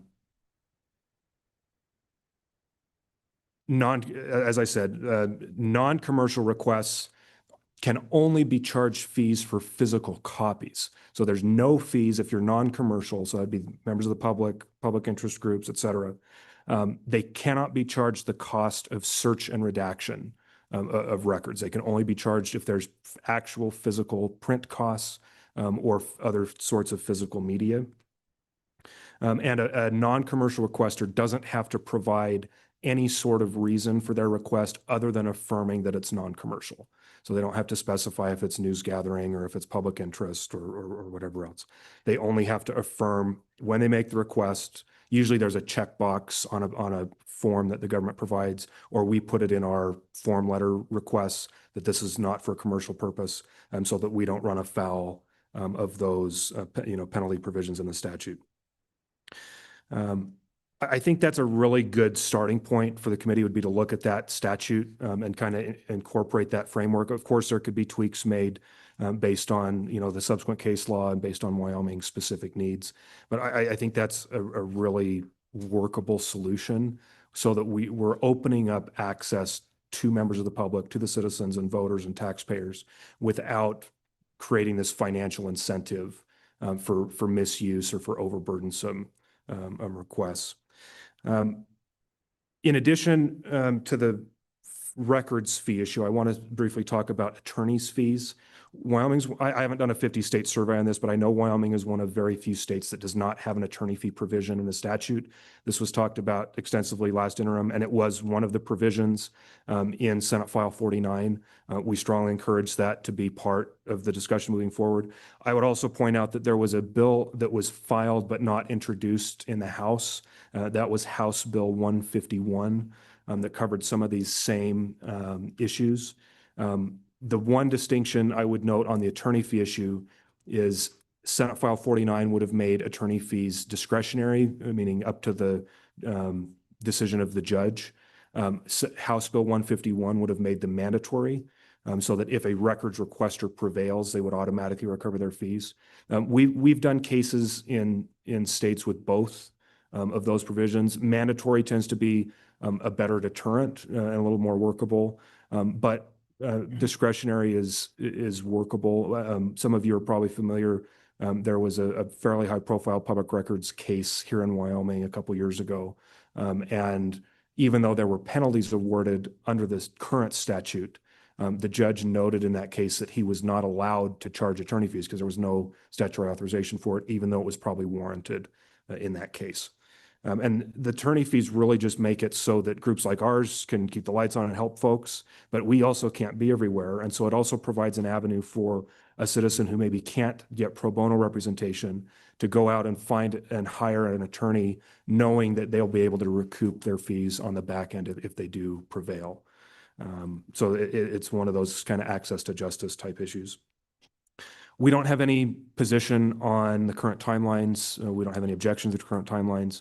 The one improvement I would suggest, and we suggested this in the letter we sent to the committee last year, is regardless of what the timelines are, it would be really nice to have a statutory requirement or duty that the public records custodian respond and produce records promptly. And then what prompt means is going to vary case to case. If it's a 1 or 2 page document, prompt is going to mean something very different than if it's, thousands and thousands of pages. And then that can be up to the judge whether there was an unnecessary delay.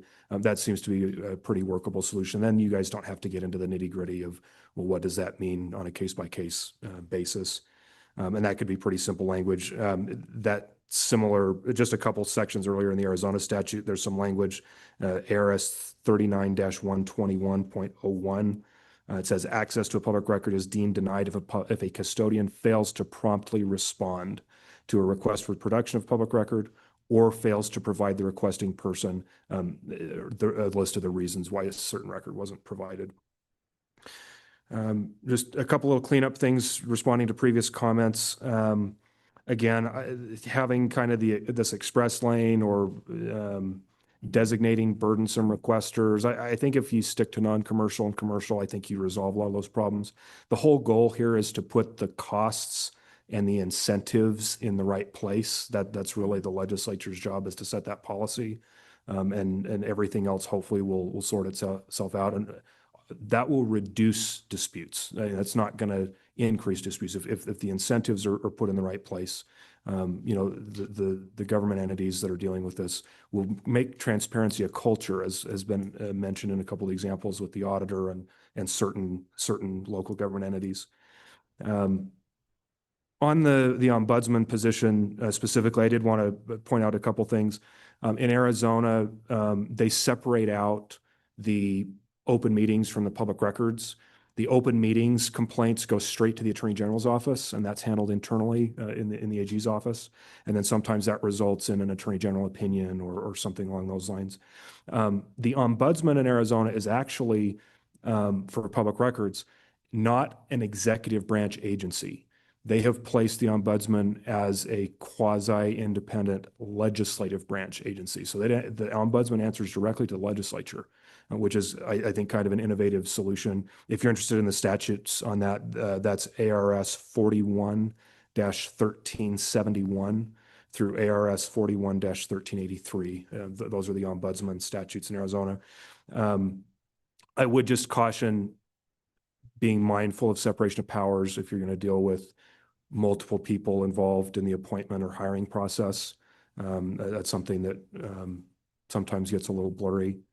The last thing I wanted to mention is there was some mention of NDAs that's been a frequent problem lately of government entities, local, state, and otherwise, entering into non-disclosure agreements with various entities.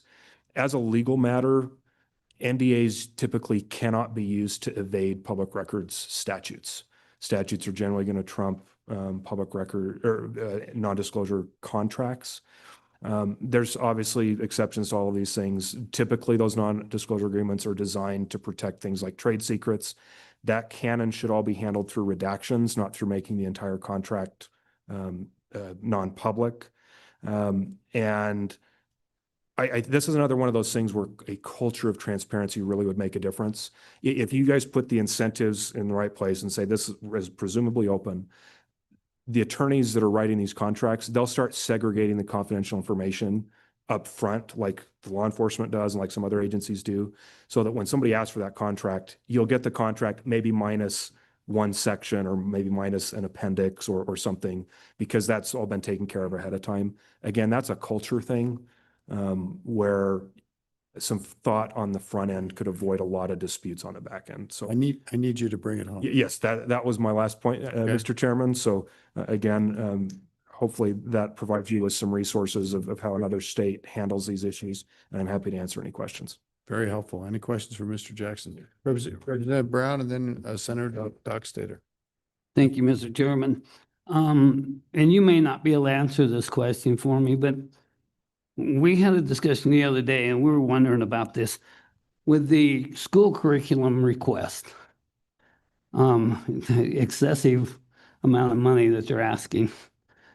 Would this be a huge file for a parent, because they're talking about their children's class? So would this be like a 10 or 12 page document? What are we looking at? And I might tag onto that. Do you know about that specific instance if the ombudsman was involved? Mr. Chairman and Representative, I do not know whether the ombudsman was involved in that particular instance. I know sometimes there's a hesitation to use the ombudsman's office because there is a perception that there's not a lot of authority that the ombudsman can do other than just try and mediate. The fee waiver is probably the one current tool that the ombudsman really does have. Ultimately, if there's a serious legal dispute, we do want that resolved in court by a judge, because not just for that case, but when the courts, interpret a provision of the statute, that solves it for others. As far as the curriculum specifically, that varies widely by district. It depends on if they're using one specific textbook or if they have a bunch of supplemental online materials, or if the teachers know. So I don't know if I can give you a broad answer. But I do know there are current public records cases over whether curriculum materials that are maybe subject to copyright can be disclosed. If I don't want to get too far into the weeds on that, but it's an open issue in multiple states. Thank you. Senator Dockstader. Mr. Chairman, Parker, really quick, what would you see as an attorney provision in our statutes? How would you fill that gap? Mr. Parker. Mr. Chairman, Senator Jackson, I'm sorry. Mr. Chairman, Senator, I would point to either, I'm fine with the provision that was in Senate File 49 there in 16.4.205, adding the sentence at the end, the court may award the prevailing applicant reasonable attorney's fees. Or if you wanted to strengthen that, you could use the language from House Bill 151, which said shall instead of may. You could look at various other states, but that's very close to the way other states treat that provision.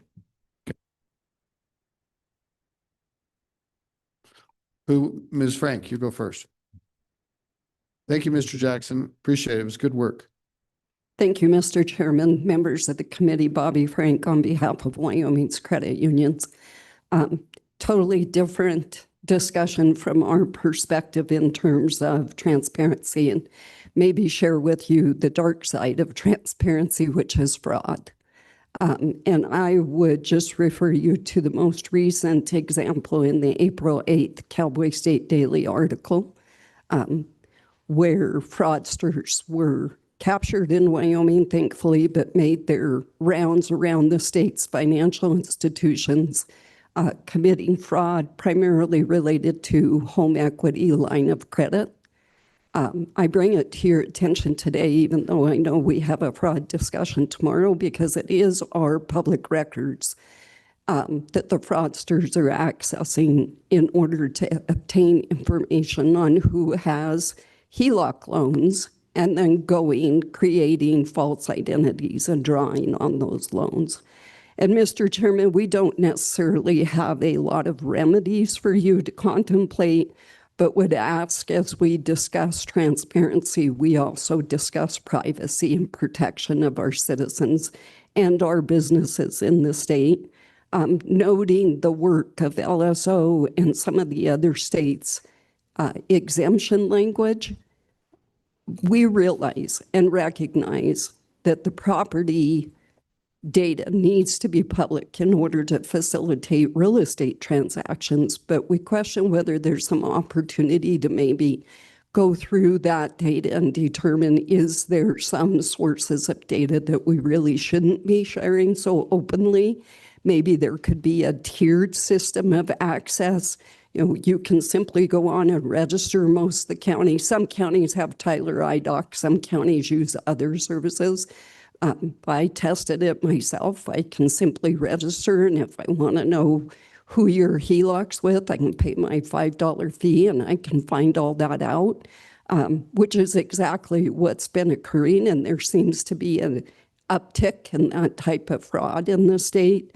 So, Mr. Chairman, just for your consideration as you discuss changes to the Act, is there additional exemptions? And one other, as you're discussing these timelines for your local governments, is, not just commercial data mining. They could be receiving fraud data mining requests as well. And I think we need to give our local governments adequate time to verify sources of requests so that we are not setting them up of providing fraudsters our citizens' information that's then used to defraud people and businesses in Wyoming. With that, Mr. Chairman, I'm happy to answer any questions. Any questions for Ms. Franks? Just to be clear, you're talking about people that determine that a particular person has a home equity line by doing a search of the encumbrances on their property as filed at the courthouse, basically? Is that what we're talking about? Yes, Mr. Chairman. Okay, which of course is public record. Okay, thank you. Okay, Mr. Hasman. Thank you. Thank you, Mr. Chairman. Like that. That better? Okay. Thank you, Mr. Chairman, committee members. I appreciate your time, and I will try to make it as quick as possible. I represent the Wyoming Association of Special Districts. And in the state of Wyoming, there are over, what's that? Introduce yourself. Oh, Craig Haslam. I'm a member of the Wyoming Association of Special Districts. Thank you. There are 27 different types of special districts in Wyoming. Of that, there are 643 special districts in the state, and of that, over 2,300 people volunteer to be able to be on those special districts and support them. With that, I am truly appreciative of our Ombudsman, Ms. Potter's suggestion not to change the timeframes. A lot of those special districts are out there, especially if you look at some of the really small ones, are run by complete volunteers. Most of those don't have any paid staff, don't even necessarily have, they have a three-person board up to some could have larger boards. But with those, it's really tough for them sometimes. They check the mail maybe, once a week or something, and the timeframes is a little bit of a concern on our part. I know there's a lot of larger districts out there that have paid staff and can probably fall into those timeframes. My concern is some of the smaller ones, and I would appreciate your consideration with her suggestions on that.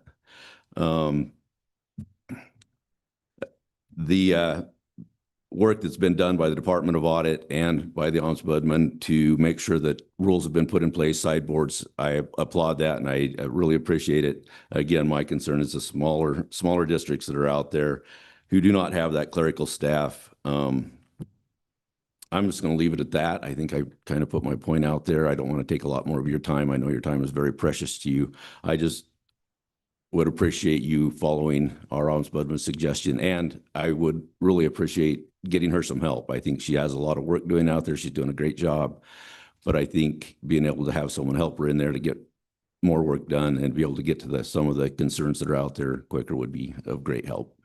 Okay, any questions? Okay, we're gonna take a break. We just got to take a break. You guys can keep your seats right there and be the next two to testify. We'll come back at 10 o'clock, or I'm sorry, 11 o'clock. It's 10 minutes. Thank you.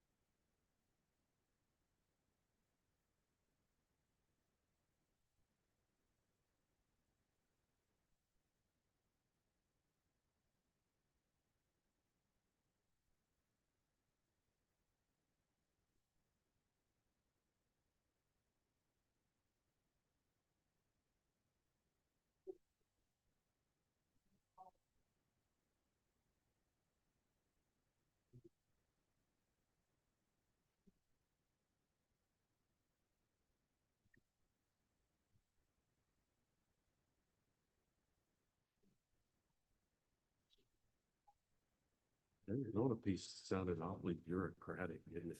That commercial thing. I mean, we could probably get arms around it, but man. All right, let's come back to order. Mr. Smith from the University of Wyoming. Thank you, Mr. Chairman, members of the committee. Mike Smith, University of Wyoming. I'll be very brief. We provided comments to the ombuds and that working group back in October. As to the draft legislation from last year from this committee, we really just focused on the deadlines, and we appreciate the current 30 days and to respond. And I think we asked for 7 for the recognition of receipt. So we agree with the comments suggested by the ombuds. We get over 200, varies widely some years, but in 24, we had 271 public records requests that year. And so it's something we deal with. We recognize the responsibility to deal with it, are happy to do so. We also submitted some suggestions for broader changes, definitional changes throughout the statute that I won't raise because it's outside the scope of the bill you're talking about, but I may send to you later for your consideration. But just results of litigation and objections and various things over decades of dealing with the law that you might find interesting and helpful. Finally, I just want to talk to Co-Chair Knapp's discussion on transparency and last year's discussion with this committee and Representative Johnson about the university helping the entire state kind of develop this program or this computer program. And the ombuds is correct. We had a discussion with ETS and realized just the difference in systems and responsibilities. It was probably an effort best kept with ETS as opposed to the university trying to push its system out to all those statewide entities. But we have had discussions with ETS, continue to, happy to consult, let him in on kind of the system we have that works for the university. We have ongoing efforts to push more and more things just online as a default. The stuff that generates a lot of the requests, contracts, salary information, those things we can anticipate and know we will get. And so we've begun that effort. We continue that effort. So that's all I had, Mr. Chairman. Short and sweet. Happy to stand for any questions. Thank you. Any questions for Mr. Smith? Thank you, Mr. Smith. Yes, ma'am, you're next. Yes, I'm. My name is Veronica Larvey, and I am a citizen. And I guess I'm a fresh face in the Wyoming Open Records, Open Meetings Act discussion because I'm here representing myself and my community because we're struggling. And I've been working with the Ombudsman Potter. We have a special election district in my neighborhood. I'm from Boulder. Our little special election district is a 3-person body. It has jurisdiction over 2 miles of roads. And just to introduce why I'm interested in this and why I'm something of a unicorn in the sense that I am a private citizen, but I spent 30 years in the federal government, 27 at the Department of the Interior, working as a lawyer, working on public land issues. Also wildlife issues. And one of the things I would like to say before I get into what I'm actually here to represent is that the federal government has dealt with all of these issues. And I know that you're looking at other states for models and potential solutions to problems. But I would just say that the federal government, and in my 27 years there, I was eventually the SES manager of the Intermountain region. So I was in Salt Lake City managing all the interior agencies in that Intermountain region, and California for a while, and then in DC. And then I joined the Foreign Service. So I've been around the world and have seen open records and open meetings issues at all levels, including the state level now. But the federal government has a lot of information that might be very useful to you, including how to sort out complex cases from simple cases and how they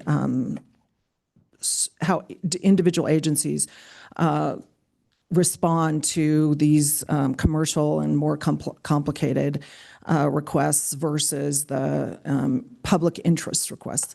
Okay, so that's sort of why I'm here. That's my credentials for being able to come to you and say, I do think there are some legislative fixes that are essential. And I wrote you a long statement for the record, but for the sake of your time and your day, I'm going to make it short and sweet. I don't think that every single special election district understands that they are subject to these laws. In fact, my experience is that they don't. The man who styles himself as the president of the board, Boulder Lake Improvement District, told me to my face with vulgar language that he is not accountable to me and he is not subject to any of these laws. I have written 4 requests for documents from them. Ombudsman Potter has issued 2 letters of reprimand, and I still don't have any documents from them. They did deposit some documents with Sublette County Recorder's Office. They never told me that they did that. They just dumped them there. Those documents are incomplete. They don't include any of the essential documents related to their business because they don't think they're subject to the open meetings laws. I made them with a lot of aggressive language in some emails, have a public meeting to appoint a replacement to the board after there was a death. And as soon as they did that, they didn't do it with any grace or any kind of acceptance that they're public servants that are required to involve the public in their business. As soon as they did that, they closed the meeting. It was like a 2-sentence meeting. They closed the meeting, and then they moved one person whose term was expiring into the person who they had just appointed's position, so that basically there was a guy who didn't have to stand for election again. So they have extended this person. It's just monkey business. And Ombudsman Potter has done a great job, but she has no authority. I think I've heard that 2 or 3 times this morning. She has no authority. She needs some kind of hammer. And I proposed to you in my written statement that perhaps what she needs is some kind of ability to refer a matter to, say, the court system or something like that. But as I've sat and listened to this, I'm thinking that perhaps what might be the most effective solution is to keep the ombudsman, who is by definition an impartial mediator, and instead create a position of inspector general or something with some enforcement, because I'm an attorney and my effort to get this board to do anything has taken me since October, and now I'm here. I had to file a lawsuit because the election shenanigans that we just talked about, I issued a complaint, sent it to the Secretary of State's office, who handles elections. The Secretary of State General Counsel called me and said, your complaint has merit, because also, I'll just say this, because I want it on the public record, not only are they monkeying around with who's on the ballot and information to vote effectively, but also the people in my community, this is mostly a community of summer residents, but they're out-of-state residents, and all of them are voting in this election. So I'm not even sure what's going on with these elections. But I challenged the election with the Secretary of State. Secretary of State's office said, oh, we don't have jurisdiction to handle it. So the Secretary of State's office sent it to the Sublette County Attorney's Office. The Sublette County Attorney's Office said, the statute requires you to file a lawsuit as the voter. I had 14 days to put together a complaint, and now I'm trying to find, I did find an attorney who's going to take this all the way through, because I'm a federal attorney. I don't have any business doing this. So it has taken me an awful lot of effort to get any kind of compliance out of this special election district. And already I'm in at $10,000. And my attorney, I found the attorney who has some experience in special election districts, he told me there's no way you're going to get any of those costs recovered because the laws don't allow it. And that's not right. That's just not right. I'm a private citizen. Yes, I have some specialized experience, but I'm a private citizen who's trying to enforce a public interest. And if you pass these laws, I assume you want these people to have an ethic of disclosure and compliance, but there is no incentive whatsoever. So I can address some of your other points, but I think out of respect for your time, unless you have questions for me, my testimony really is, I think there needs to be some clarification that special election districts are subject to these laws. I would really like to see the ombudsman's position have some authority, if not her, then maybe an OIG, some kind of position that is independent and can bring a lawsuit. Then the federal system, there is affirmative civil litigation enforcement, ACE, the ACE program. I don't know if you've ever heard of it. It's very effective. Think fire trespass or something like that. The district or the United States attorney can bring a case on its own, maybe allow the attorney general's office to bring a case if there's just consistent non-compliance. And then finally, the last thing I would say is it really needs, if you're going to incentivize compliance, you need to let attorneys, courts award attorneys' fees. Thank you. Thank you, Ms. Larvey. Any questions for Ms. Larvey? Quite a story. We appreciate it. I know you put a lot of effort into it. Hope you prevail. Yes, Ms. Murphy, Clerk Murphy. Good morning, Mr. Chairman, committee. As Clerk Malcolm Irvin mentioned in your last joint committee meeting, he is now not our president of our Clerks Association, and I am. I also am the clerk of Teton County. Before I hit on some remarks, I just want you to know that since we've been here, I've received 3 public records requests. One's a data mine that I get probably once a week for a bid on on a project that's happening.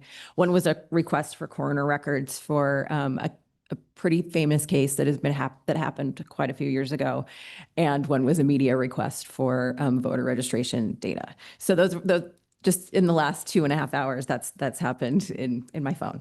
Thank you for letting us speak. I do want to thank the Ombudsman too for including us in the working group through all of these discussions. In the majority of the counties, the clerks are the public records person that receives all of them. I'm fortunate. My deputy county attorney helped write the legislation initially in the public records, so he is very involved as well. There are a few things to consider that we want to reiterate. I won't hit on all of them because some people have already spoken to them, like special districts and the small offices. They have small offices within the county. A lot of clerks have maybe 2 or 3 people that work with them. Some of the lengths of the requests. We do have a special district, one of our bigger ones, that had a 22-part request in March. And it took the person who handles those about 25 to 30 days away from the work that she could do. So there's those. In Teton County, for us, we had 14 requests from one person. In those requests, they wanted emails, and they would give a very broad search of words. So it ended up, I think there was 63,000 emails that showed up. And so our attorney did have to go through and see which ones were relevant to what the request was. So the timing of that, I support the 30 days, leaving the 30 days with the Ombudsman, with the Ombudsman's request as well. I'm here with our Vice President, Amanda Hutchinson, and she has some thoughts as well. Okay. Mr. Chairman, committee, thank you for having us this morning. I am Amanda Hutchinson. I'm the Uintah County Clerk, Vice President of our association, and I am the designee for Uintah County for our public records. So I wanted to just share a couple of real life experiences, and I wish I had more time to mine my own data to make it really flashy. But the truth is, I was sitting in my hotel room late last night trying to compile a couple of numbers. This is my stack of requests that I've had over the last few years. It's not my responses, it's documentation of the requests. It doesn't include if I sent somebody away, like sometimes people will make a request and it really should go to like highway patrol versus the sheriff's office. So it doesn't include that. I only made it about halfway through my stack before I gave up last night. But out of these requests, 127 of them were for local people and 70 were outside. The vast majority of those coming from outside of, and I counted anyone in our state as a local.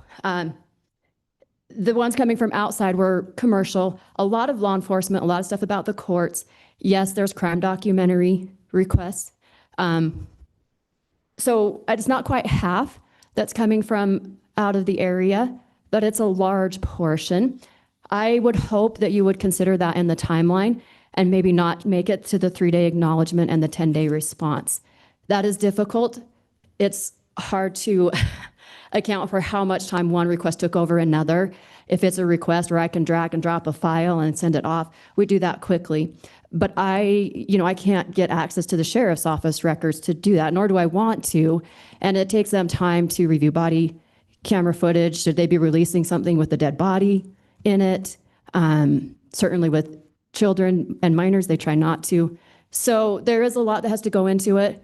If it becomes a 10-day response time, in my county in particular, I probably have to tell my commissioners, I can't do it anymore. I don't want to do that because I think I'm probably the right person for the job in my county. But during elections especially, I can't respond to anything within 3 days. In most cases, we are working a ton of hours and I should have got some water, excuse me. I don't know that it's appropriate or fair to my constituents. Let's hope there's a gentleman in the room that will get. Oh, I'm okay. All right. I'm okay. Just spring allergies, you know. Oh, thank you. I knew there was one. That's why I did that. Thank you. I'll take a quick sip and finish up here. You bet. Take your time. Well, I know you Usually guys are I'll in a drink the hurry. water and I'm under pressure and I choke myself on the water. Right? I would 100% be something I would Yeah. do. So take a breath and All right. Well, thank you. I appreciate that and appreciate the water. Thank you.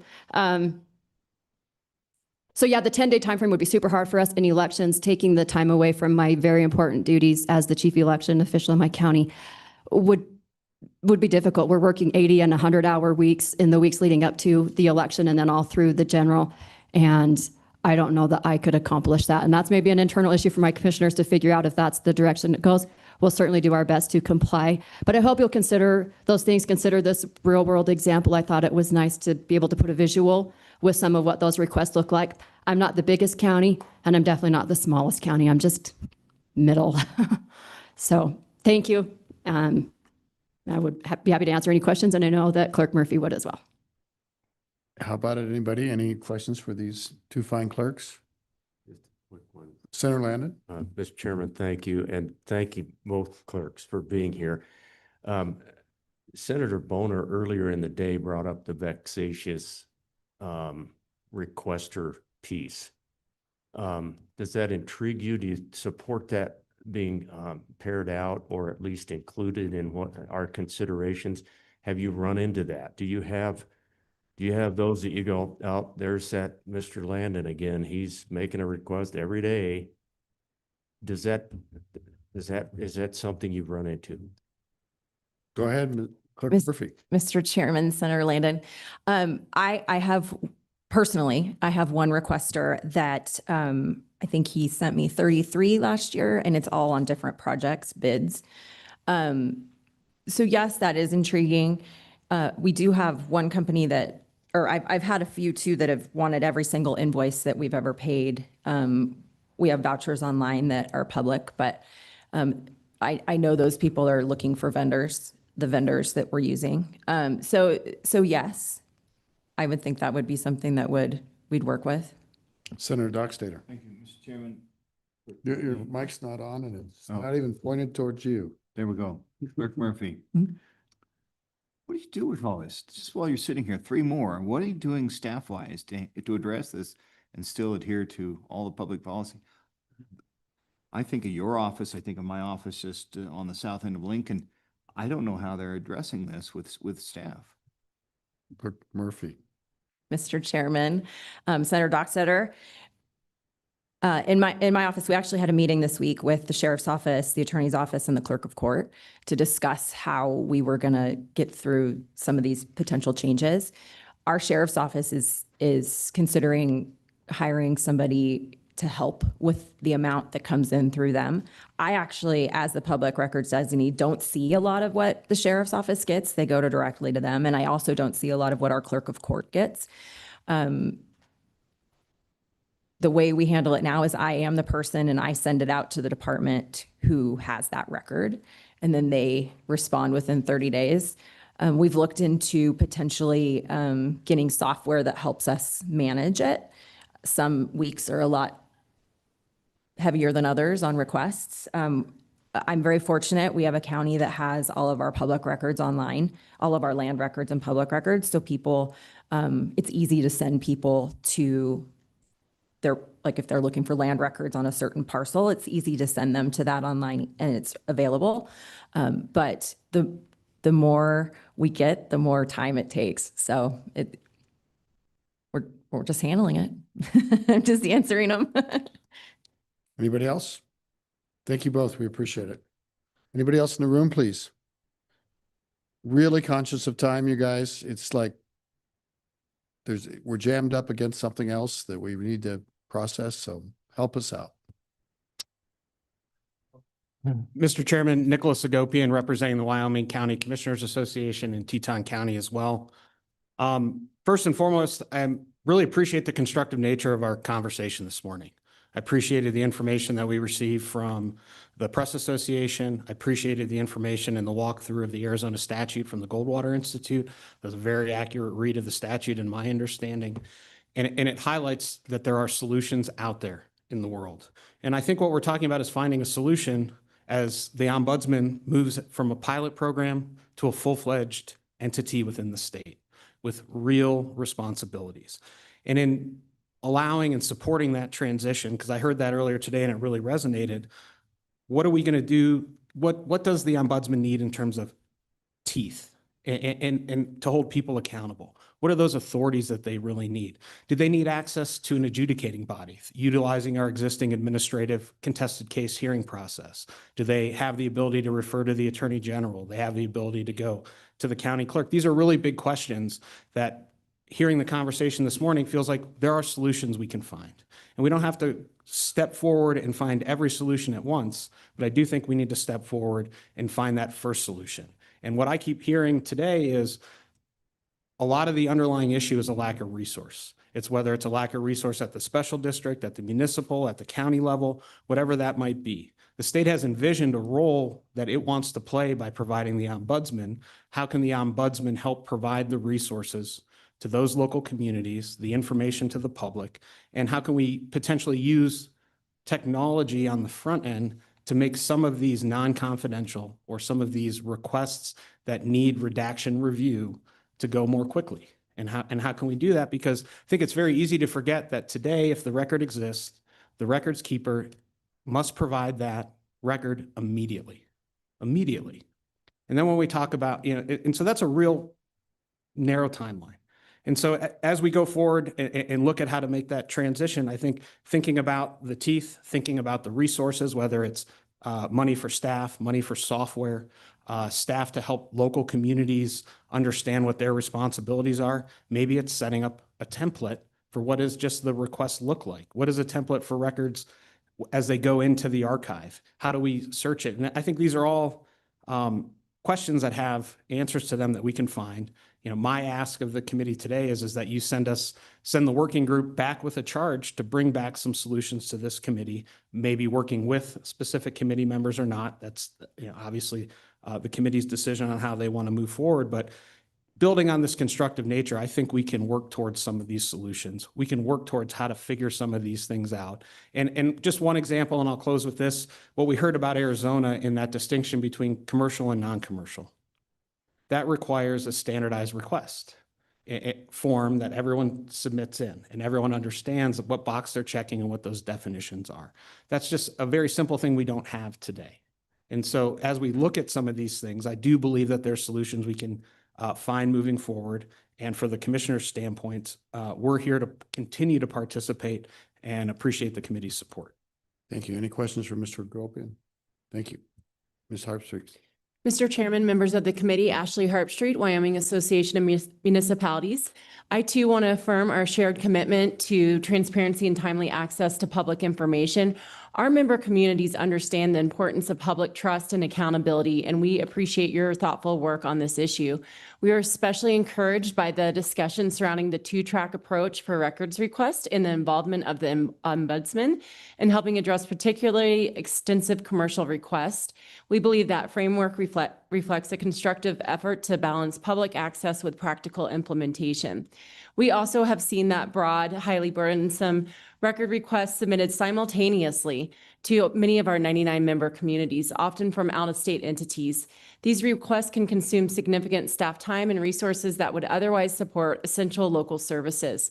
We appreciate the committee's willingness to examine how the law can preserve that transparency while also protecting communities from administrative overload and misuse of the process and looking at that multi-track system. At the same time, our clerks and managers are continuing to express concerns about timelines due to workload and staffing capacity, particularly in smaller communities with limited personnel. We believe it is important that any policy solution recognizes these operational realities so municipalities can continue serving their residents effectively while meeting public records obligations. Additionally, we remain concerned about potential penalties related to the release of redacted materials. Redaction is an important and legally necessary tool used in good faith to protect sensitive and confidential information. We would encourage continued discussion about how penalties are structured to ensure municipalities are not discouraged from responding and complying in complex situations.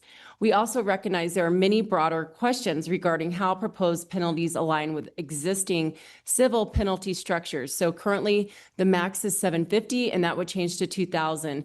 I know that the Judiciary Committee, when they looked at this before, realized that they'd have to redo all of the structures. So we welcome continued dialogue on that issue as well. I want you to know we have been proactive in supporting our members through collaboration with the Ombudsman's office, helping communities navigate increasingly complex requests and improve compliance processes, and agree the office needs more authority and capacity. We also believe technology and standardization can play an important role in improving the access and efficiency. For example, WAM has recently helped implement a digital tool to streamline permitting systems in some communities. But that's only a third of my membership uses permitting because 60% of them don't have it. We are currently working with the Wyoming State Archives to explore more uniform approaches for uploading and managing records, and we'll be talking about this in our upcoming conference in 2 weeks from today. We believe standardization combined with that modern technology offers a strong term path forward that will benefit everyone, requesters, municipalities, and the public alike. However, that meaningful implementation will require partnership and investment, particularly for our smaller communities and those that might not otherwise have the resources to meet those technology expectations without additional support. We believe there's a path forward. We hope with safeguards, practical timelines, and continued collaboration, we can strengthen that transparency while ensuring local governments remain functional, responsive, and accountable. And we are committed to continue to work on that committee to developing solutions that are fair, workable, and future-focused. Thank you. Any questions for Ms. Harpstreet? Thank you, Ms. Harpstreet. How about you, ma'am? Good morning, Mr. Chairman, members of the committee. My name is Holly Kennedy, and I'm here today representing the Wyoming Association of Conservation Districts and our 34 conservation districts across the state. Conservation districts are a special district entity, and we're here today to talk about some of the realities of some of the potential changes to the bill and to the law, and how that might affect some of the smaller districts. The unfortunate thing about legislation is sometimes it is a one size fits all, and so you have to make sure that it does fit all entities, or that there's caveats for certain entities. Expecting a state agency with multiple employees and a vast amount of resources to respond to something in 3 days may be something that is reasonable and practical. But when you look at the special district model where, some may not even have staff, or in our instance, some may have one part-time employee that's only in the office a couple days a week. Now, what happens if that one part-time employee is sick? What happens if that one part-time employee has to have surgery? What happens if that one part-time employee, it's summertime and it's field season and they're out doing important work on a fire restoration project, trying to protect public infrastructure? You have a lot of competing needs, and I think that's a common theme that you've heard from multiple people today, is these public records requests, many of them are important, many of them are timely, but so is the other work that is placed upon these offices. So how do you balance these competing needs, and how do you make a system that is practical for both sides and both entities? And so just really want to highlight that. From what I'm hearing and what I've been seeing, it sounds like maybe there's a couple individual situations that are causing a lot of frustration. But I'm not hearing that there's a broken system. Is the system truly broken? Is the entire system broken? Or do we need to make some small tweaks to the existing system? Do we maybe need to address some individual people that maybe need more training, from what it sounds like, to better comply and to know that they have to comply and things like that? The problem with and maybe the struggle, the hard part about being a legislator and doing legislative fixes is if you make a large scale change, there's always unintended consequences. And so how do we mitigate that? How do we do a right size solution to match the size of the problem? And so again, I would encourage you to really look at, is there a large enough problem that it needs sweeping change? Or do we need to look at tweaks? Do we need to look at things like training? The addition of the Ombudsman has brought a lot of effective change from what I've seen.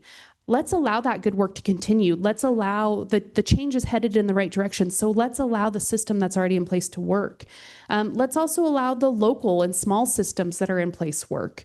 I know we've heard a lot of frustration about school districts and the release of information in school districts. Let's make sure that those school boards are in there, and there's already places in the system where people can affect change, where people can ask for things. Let's make sure that people are following that chain and that the system is fully being utilized the way it exists before we make a broad scale sweeping change that may have unintended consequences. I would really encourage, it sounds like, maybe training, not enforcement, is a part of this path, right? Let's make sure that people have the right tools, they have the right information. Especially when it comes to Open Meetings Act, I get a lot of requests from my districts for help understanding and navigating the Public Meetings Act. It's not an obvious system. It's a complex system. It takes some thoughtful interpretation to make sure that you're following it correctly and doing it correctly. We in conservation districts, we take both the Public Records Act and the Open Meetings Act very seriously. We hold an annual training for all of our districts every year where we have a member of the Attorney General's office come in and work with our districts and train on that. We have myself as well as another person that are a resource for districts to reach out to ask questions, to seek understanding. We help them with these things.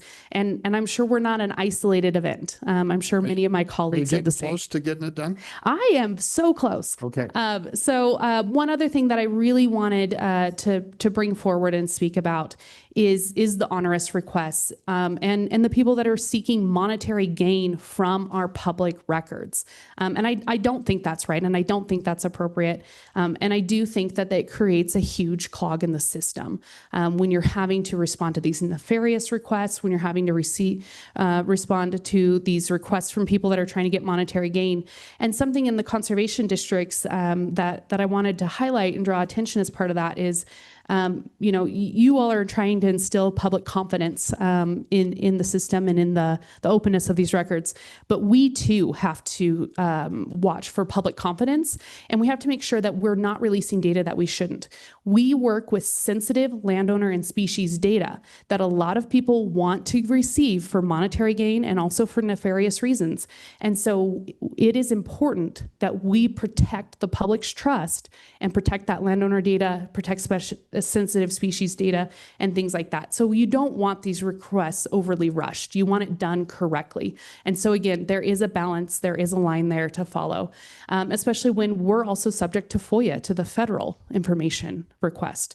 I think, again, there's a right size, there's a middle road, and I really encourage you to think about all the different sizes of entities and the complications and externalities that we're all facing in trying to respond to these requests in a meaningful way and in a timely way. Any questions for Ms. Kennedy? Thank you, Ms. Kennedy. Anybody else in the room? Nobody else in the room? Is anybody online? Would people online raise their hands? We'll try to get you in.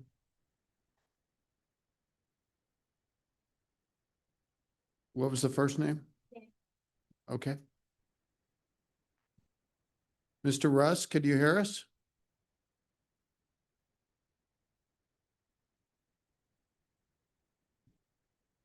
Mr. Russ? Mr. Farmer? Are they still coming in, or? I feel like I'm in the transporter room at the Enterprise, and they're fuzzy, but they're not materializing. Who to beam up? Anybody in there? Mr. Thompson? Mr. Thompson, we got you. You go first. Thank you, Mr. Chairman. My name is Alan Thompson. I'm the Executive Director of WASCOP, the Wyoming Association of Sheriffs and Chiefs of Police. And other than the testimony that we already heard this morning, I just would like to add that from the law enforcement perspective, that time component, the data mining, and commercial interests are something that we struggle with quite often. And one further consideration that wasn't mentioned already would be maybe to require written or in-person requests to kind of weed out that commercial component of it, with obvious exceptions for like local media or people that have established a relationship with a local entity. And I would just be very brief and offer to answer any questions if you have any, sir. Your testimony was magnificent. Any questions for Mr. Thompson? Thank you very much. I think you're in the lane where you got some favorable consideration on your points. Thanks, sir. Who else is online? Mr. Farmer. Mr. Farmer. Thank you, Mr. Chairman. Brian Farmer with Wyoming School Boards Association. Don't want to belabor anything that's really been discussed so far. Do just want to reiterate a couple of things. The primary concern I think we have is the timelines, having sufficient time, because the statute does have 20 different items that the custodian shall deny the right of inspection to. And among those different items are things like personnel files or student records. And so that's really our challenge, is taking the care and the time to review requests to ensure that the materials are properly released, that we're releasing all of the information that should be released, while also protecting the information that should be protected.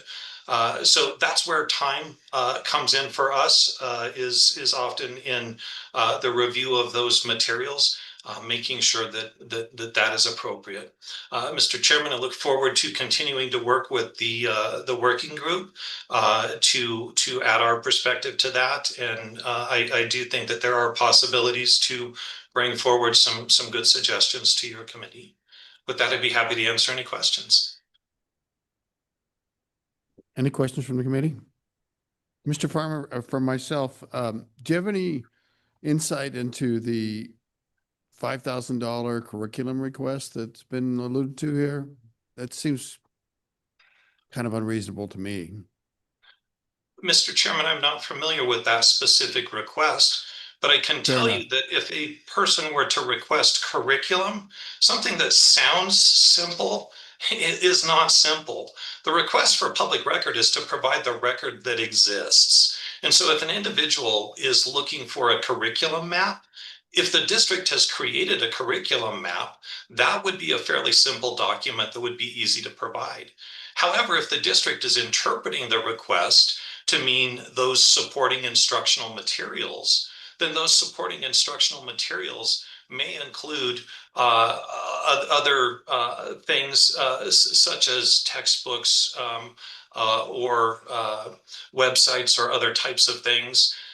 There are, as was mentioned before, potential copyright concerns with the provision of those proprietary materials. So it may be the actual procurement of a textbook to be. But you don't know in this instance, right, Mr. Farmer? I couldn't tell you. I can just tell you that it's possible that it goes much broader than what one might expect. I understand. I understand. But wouldn't it have been a good idea if the school district and the requester just talked a little bit and got the request narrowed down? Wouldn't that have made the most sense? Mr. Chairman, it's always a good idea for a public entity and a requester to have clarity over what's desired. My experience in working for the legislature and working for the state and with working for school districts is that specificity really helps both sides. Thanks. Hey, any questions for Mr. Farmer? Thank you, Mr. Farmer. Thank you, sir. Who's next? Mr. Russ. Sandy Russ. Sandy, this is your second failure at technology. We love you though, honestly. I see Ms. Remmer, Clerk Remmer, welcome. Thank you, Mr. Chairman and members of the committee. Can you hear me okay? Yes, we can. Okay. Again, I won't go over any of the other testimony that's been provided already. I just had one thing to add. The statute itself, it's 16.4.201 AI. How about introducing, I'm sorry, would you introduce yourself and where you're I from? am so sorry. Yes, sir. Mr. Chairman, my name is Karen Rimmer. I'm the Converse County Clerk. And I'm also a member of the Clerks Association, excuse me, Public Records Committee. So I have been involved in this working group a little bit and have heard, agree with the testimony that's happened already. The only thing I wanted to add is that just something to consider that might help in all of this discussion. Right now, the statute only allows for one public records official for each governmental entity. My thought was, and I don't know if this would work or not, but if there would somehow be the opportunity for governmental entities to have more than one, especially when you consider those law enforcement requests there or like those that go to the county attorney, anything that has to do with a lot of redaction. So that's really all I had to add, was that could be something that for this body to consider that might be helpful. And I stand for any questions. That sounds very thoughtful to me. Any questions for the clerk? Thank you very much. Thank you. Appreciate it. Mhm. Last call for anybody in transporter land. Do you indicate that he's there?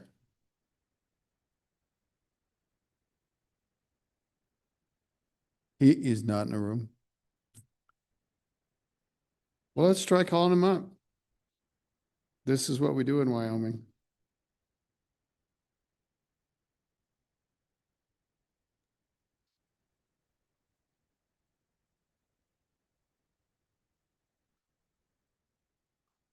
Mr. Russ, do you hear us?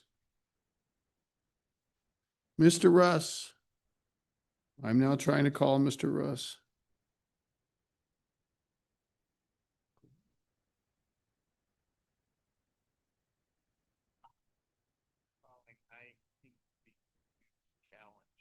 Okay. Well, we love you, Sandy. Mr. Russ. Thank you. Shut your computer down now. I didn't say that word. I know it sounded like I did, but close your, I just stumbled over something, you guys. I really didn't. Sandy, turn your volume off on your computer. All right, go ahead and talk to us. Just very brief. I think that the discussion has been. There we go. The discussion has been quite interesting and very far-ranging. Some minor detail to broad overview, and I want to address the broad overview rather than how long someone has to respond to a request or how much would it cost. I think what we the entire public and Public Records Act realize that they are written in general terms without much specificity. And as a result, those entities, governmental entities, which either do not understand the circumvent them, are able to do so. The meeting began with someone from the state summarizing what's going on in nearby states as well as in Texas. And I would suggest that Texas, which by the way has some very rural areas that it has to consider when it promulgates statewide laws. Texas has the most complete Public Meeting and Open Records Act that I've seen, and I've examined these rules from many, many states. I would encourage the legislative office determined to look at the entirety of Public Meetings and Public Records Act, that we begin by looking at Texas's act, as well as Texas has a video for training governmental employees, volunteers or otherwise. And the suggestion has been more training. Absolutely agree with that. But I would, in conclusion, I would encourage the committee to ask the legislature, or report to the legislature, to look at both acts in their entirety and put some meat on the skeleton, and do so by starting with the Texas law, which is about as complete as it can be. Thank you very much. Thank you, Mr. Russ. Any questions for Mr. Russ? Thank you very much, Mr. Russ. We appreciate your testimony. I'm going to end the call on my phone. Okay. Bye-bye. All right. Any other testimony online or in person? Committee, what I think I'd like to do then is let's hear from the auditor and kind of explore this transparency thing for a while. And we're going to go till 12:30 and we'll take the lunch. The electric thing this afternoon is on a really rigid schedule because of some commitments that other people have made. So we're going to have to just bust through this. So would the auditor be able to lead us in the transparency of public dollars to tell her story? Is she around?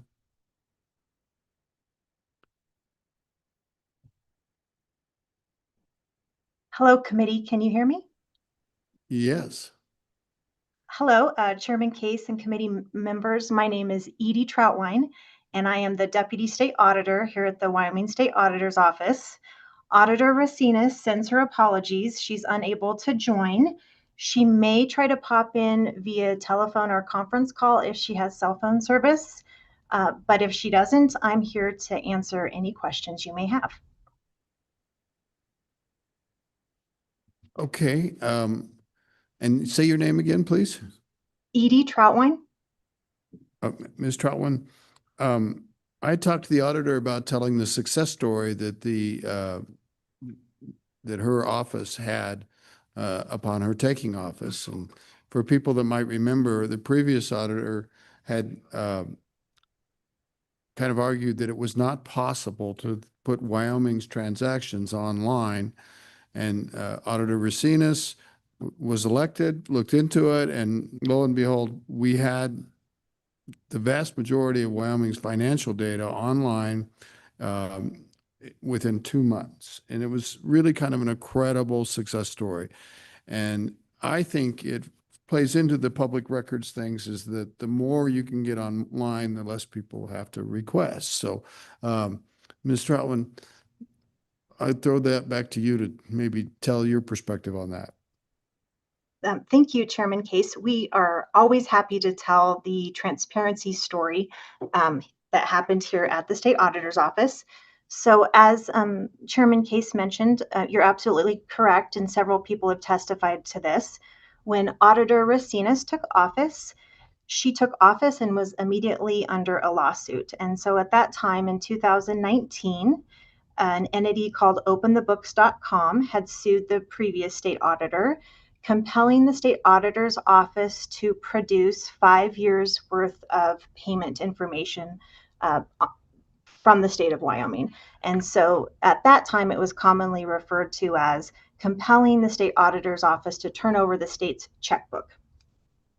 And so Auditor Racinas took office. I had the pleasure at that point of being her deputy when she came in. And so the first 3 or 4 months in office, we spent a lot of time digging into what data was available, and specifically what data could be immediately released and what data needed to be redacted. At that time, we had wonderful representatives from the Attorney General's office who helped us review our quote chart of accounts, all the financial data, review of Wyoming statutes to determine what could be released and what needed to be redacted or withheld. So fast forward 3 or 4 months into Auditor Racinas's first year, we were able to produce the data requested and compelled under the lawsuit, and that lawsuit was dismissed.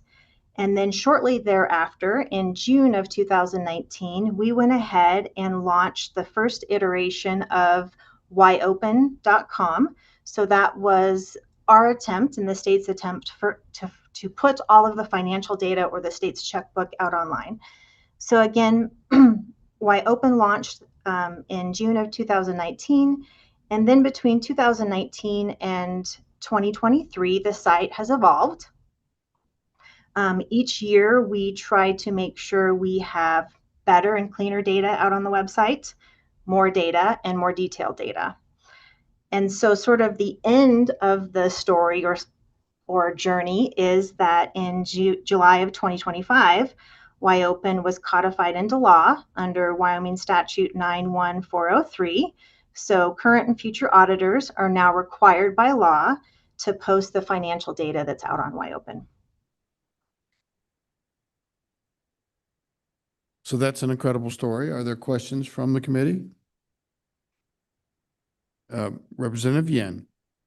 Mr. Chairman, thank you. Deputy Auditor Troutwine. So I don't know if you've heard the discussion about what the future of the Ombudsman is, but what is the auditor's office's thoughts on where the ombudsman should be or who should be in charge of hiring or firing? Are there any thoughts from the auditor's office about that? Ms. Troutwine. Chairman Case, Representative Yen, I'll take a first stab at answering that question, and I actually see that Auditor Racinas has joined us as well. I can tell you that our office has worked with the Ombudsman. We enjoy working with Ms. Potter. We've had a couple situations where the Ombudsman has been involved in a request, and we think, or from my perspective, the current structure and the way the Ombudsman operates has been working well for our office. And so with that, I'll turn it over to see if Auditor Racinas has any additional comments. Thank you, Mr. Chair. Yeah, thank you, Mr. Chairman. Representative Yen, I am in my car, but I am safely pulled over, and I apologize because I was in a Stable Token Commission meeting all morning, so I did not get to listen into all of that conversation. But my understanding is that there's maybe some question as to where the Ombudsman fits best, and I think we would be supportive of. Long story short, I think the Ombudsman could be successful in a variety of agencies. Putting it under an elected official is probably not ideal. again, unless the hiring and firing of the ombudsman is with a broader base. And it seems that that was discussed, that it could possibly be a committee or a committee of elected officials with participation by, the legislature. I think we would be supportive of several different solutions there.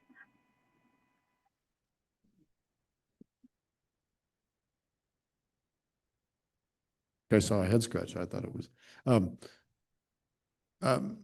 Auditor Racinas, would you like to maybe give your perspective about your transition and the way you put stuff online and the way and what that might hold for other areas in government so that we can maybe get a handle? My goal would be if more stuff is online and readily available for our citizens, as I think it should be, that we wouldn't have as many arguments about public records requests. What do you think about that? Thank you, Mr. Chairman. That was sort of a softball. I tend to agree. Our journey with WYOpen has been interesting, however, and I'll give a few caveats. When we got the information online, we did a lot of tracking through Google Analytics to see how many people were going out there, and not that many people were actually looking at it. Some were, but surprisingly, there wasn't as much interest as one might think. And what many people, and this is anecdotally, they said, "Well, I don't really care about the information. I'm just glad you put it out there." So there very much is a concept of if someone thinks you're hiding something, they're going to be more aggressive, then we become more defensive. And whenever that process becomes defensive, it can be really difficult. Now, the one thing I would say, we made it look easy, I think, and it wasn't easy. And I would note that that we did have a lot of resources at our beck and call to do that. We have internal IT people at the auditor's office. Of course, we have ETS. The other thing that was useful is we have control of our chart of accounts system, and we had to work closely with the Attorney General's office to make sure that we weren't putting anything out there that should be redacted, because of course the state government makes a lot of payments that are confidential by law. But I would note that as we started doing it, we were very cautious. We only posted data 30 days in arrears.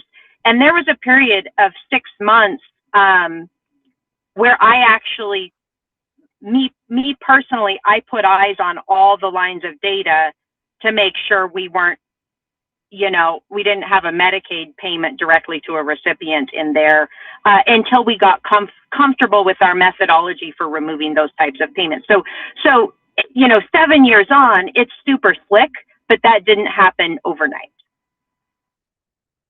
Thank you for that. Any other questions for the auditor? Representative Locke.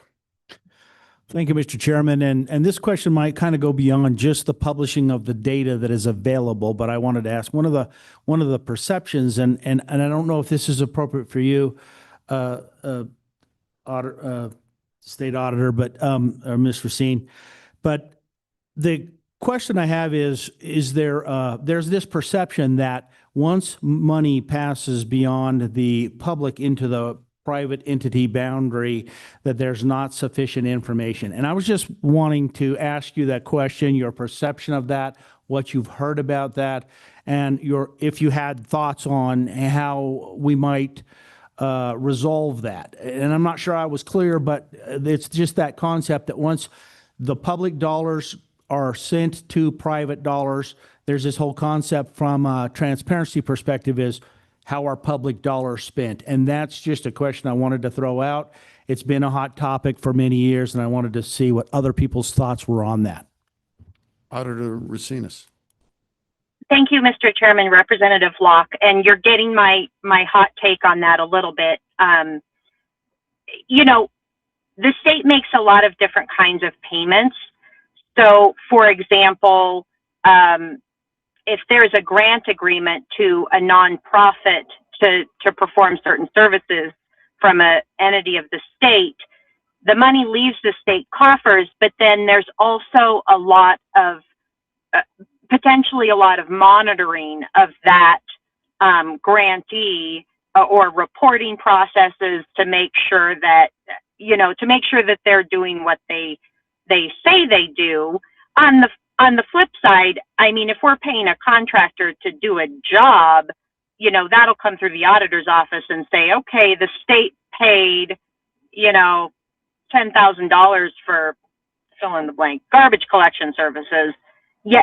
Once that check is cut, that is with that private organization, and that's not necessarily that's definitely not public record after that, where that money would go.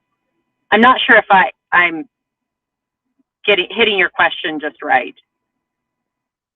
Follow up? We're good. Says you're good.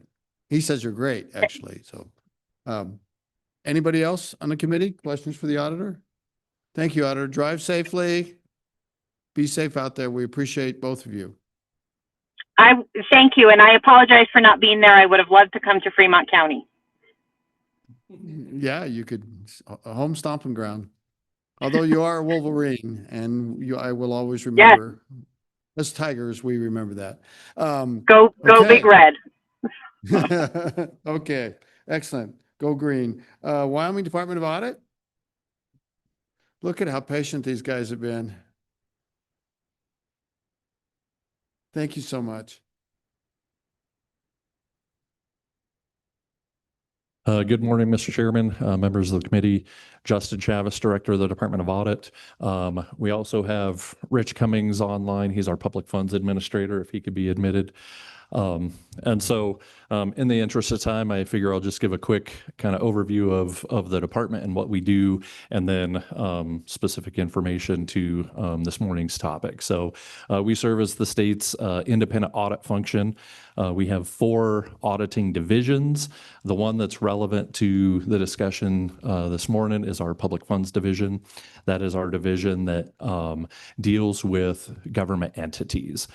So related to this topic, statute requires all cities, towns, counties, and special districts on an annual basis to report their finances to us. So those different entities we have a form specific to those entities. They fill that out. That's submitted to us every year. That's required by statute.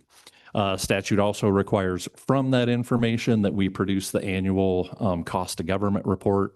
That report is really high level. It's by category, so it'll be state, school districts, community colleges, counties, cities, towns, special districts, real high level.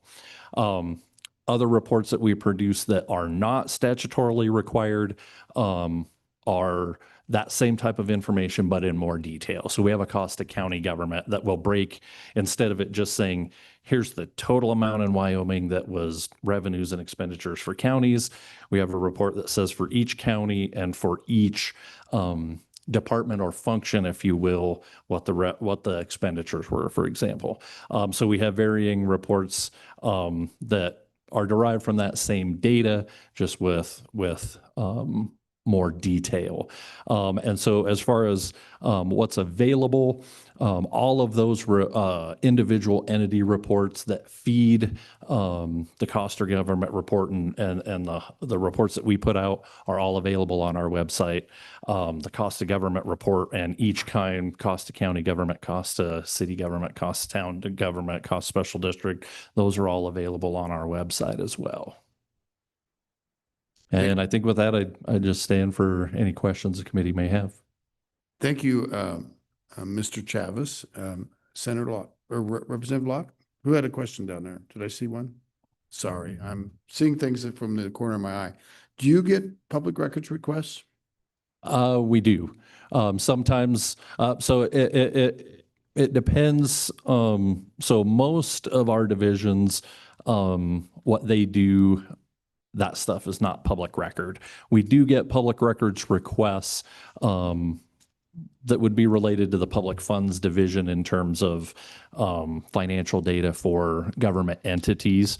We get fewer of those since we put everything online. Generally, if people have questions about or want to see that, we just direct them to our website. Excellent. Anybody else? Representative Yen? Mr. Chairman, thank you, Mr. Chavez, Director Chavez. If you heard Ms. Larvey's testimony on the improvement district in her neck of the woods, I know you guys don't really have authority over the election stuff, but I assume you have authority over improvement districts' financial compliance. Do you have teeth in those areas? Mr. Chairman, Travis. Representative Yin, so we have authority to get any data that we need to fulfill our statutory obligations. So if we were wanting to evaluate the district or if we were wanting to do an audit, we have statutory authority to get that data. If they're not providing a response to the public records request, we don't have any authority like directly in that instance to do anything. But if we wanted the data, we absolutely have the authority to get it. Looking around, anybody else? Mr. Chavez, do you, in your function of interacting with all the entities in Wyoming, is there a checklist that you sometimes, and maybe if you turn your microphone off just for a minute and we'll switch back and forth. It's really rough here. So is there kind of a checklist that you might go through that isn't necessarily in regards to expenditures and financial information? Or maybe I don't completely understand your job, but do you say, do you have a financial officer, for example? Do you, are there basic operating things that you might have on a checklist about these entities that don't necessarily relate to dollars and cents? And it might be more operational factors. And you can see where I'm going. I'm going like, well, if there are, could you check, one of the things you check when you're out there is whether they have a public records officer or something like that, or whether they've had public records training, or you see where I'm going? I throw it to you. It's open end. Mr. Chairman, I'll try to answer your question, and if I don't, let me know, and I'll try to give some more information. So we don't have I'd say a checklist.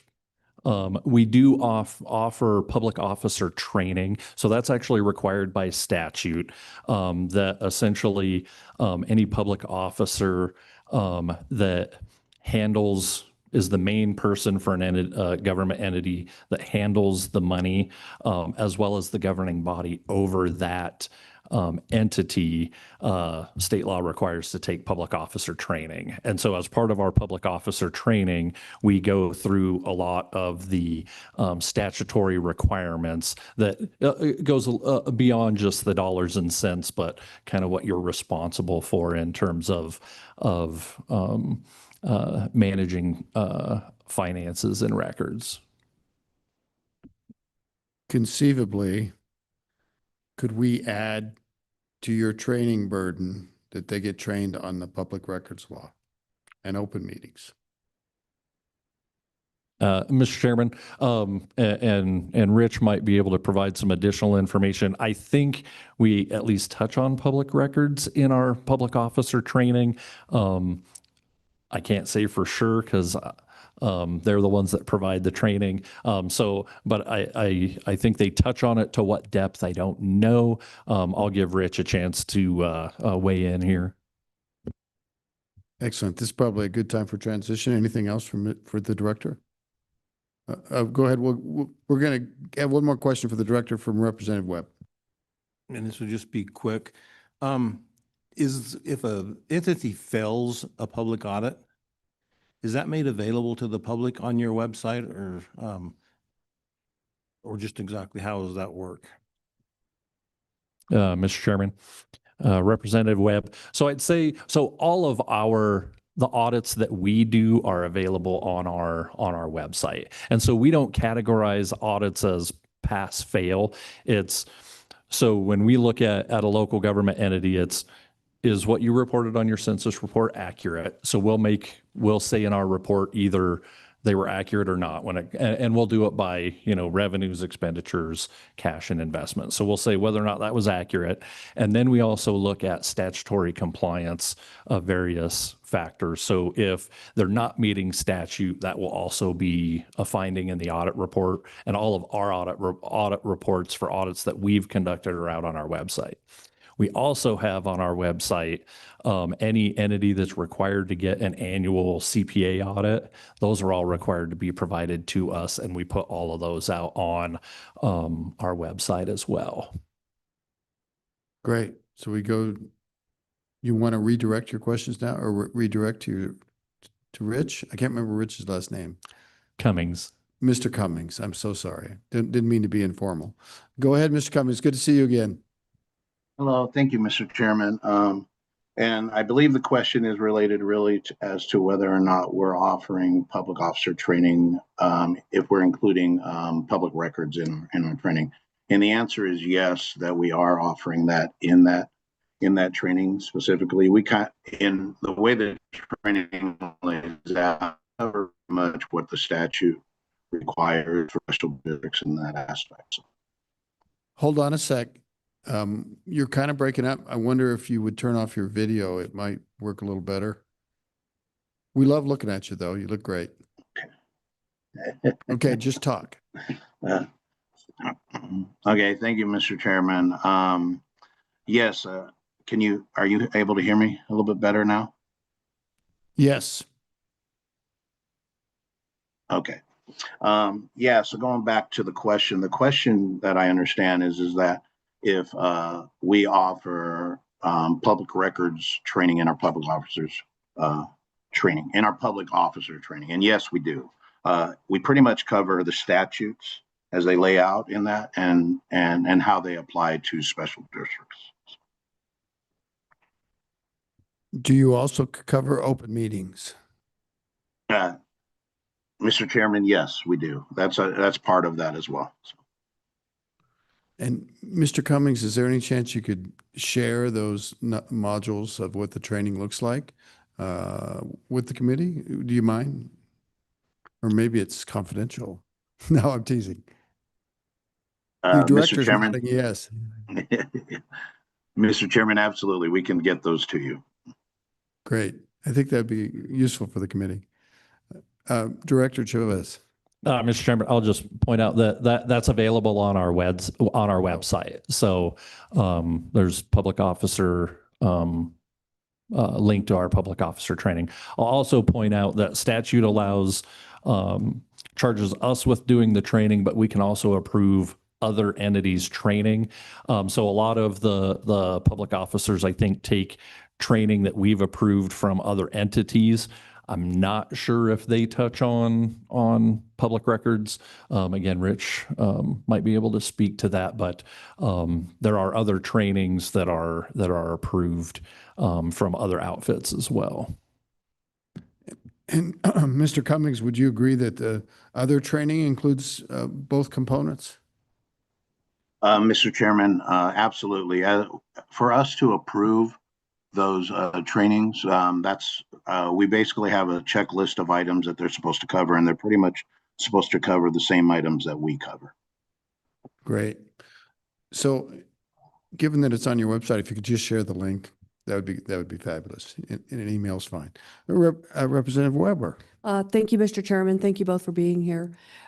So you say that you offered the training for the audits. What happens if an entity fails an audit?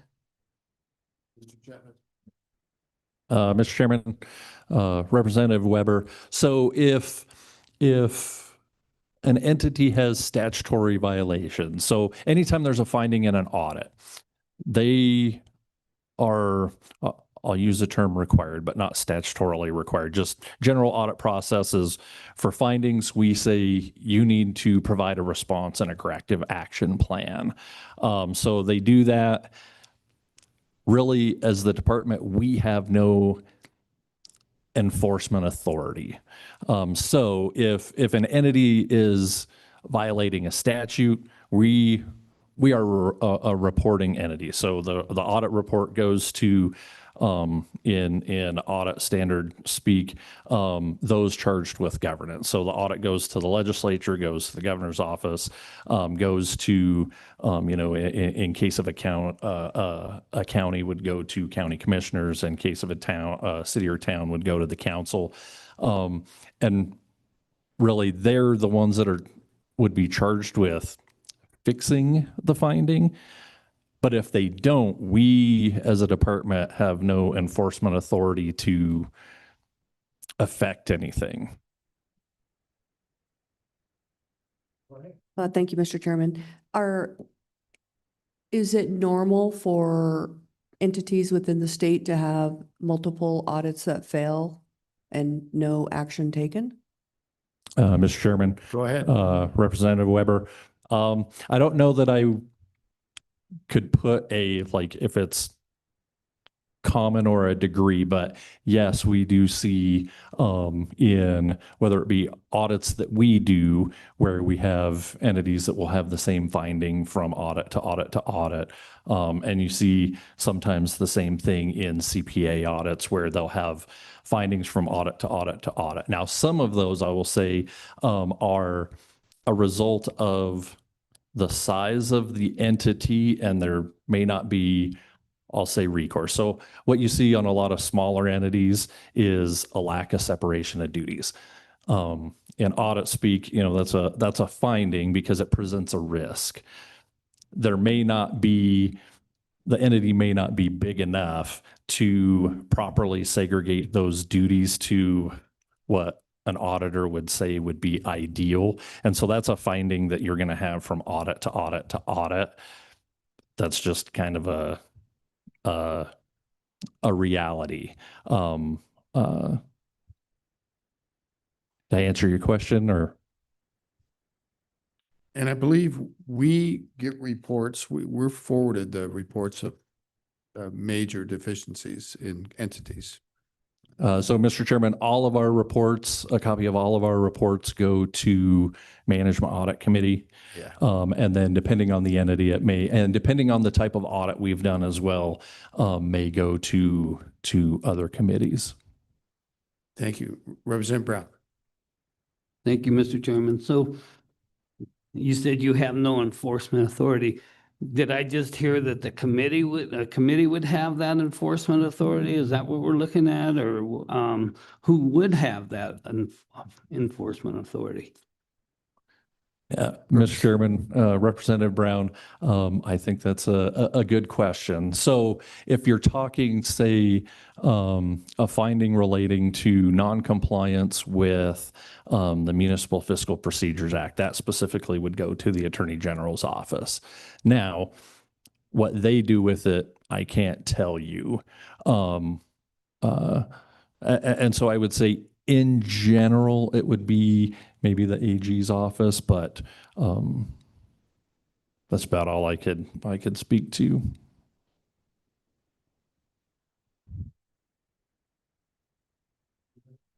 Anybody else?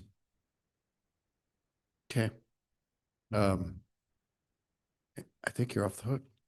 I appreciate both of you. Any other testimony on this point? Anybody from the public? Anybody online? Not seeing any. So committee, before we go to lunch, we kind of have two choices here to go back to the bill in front of us. One is we could take the draft bill, work it, and make some changes, have another draft come out. You know, we could add the Arizona thing. We could go down a list and do that. Or we could throw it back to the working group, which the unofficial working group, because it hasn't been part of our official work since last year, but we could let the working group take a crack at it and come back to us at our next meeting. I'm not sure what I think, but I do know that it would take a little while to go through a bill and work it. So we have 2 meetings ahead. So if the working group were to produce something, then we could still react to it and get a final bill at our third meeting. But I leave it to you. I'm worried about the time today. I'm telling you, we overscheduled everything, obviously. I didn't realize this was going to be such a big topic. I should have. And the electric topic this afternoon is kind of big too. So, Representative Brown. Thank you, Mr. Chairman. Mr. Chairman, at this time, I'd like to make a motion that we move the bill ahead. And I would be open to, in the meantime, between now and the next meeting, working with some of the other representatives at how we could amend this, perhaps with the residents and non-residents situation that we talked about, and then with corporations compared to private citizens and like that. So, in your motion, would you be open to letting the working group take a crack at it too? Kind of meeting on their own at the Ombudsman? They could come back and it's kind of parallel tracks. I'm just asking. okay, Okay? sure. Okay, so we have a motion to at least move ahead the bill that we're talking about. And so what would be some major changes to that bill? You mentioned a two-tier system. Would somebody like to take a crack at maybe the Arizona approach that Mr. Jackson discussed? Would somebody like to make that motion? I've got a motion from Johnson. Go ahead. I would motion that we follow that. Arizona. Okay.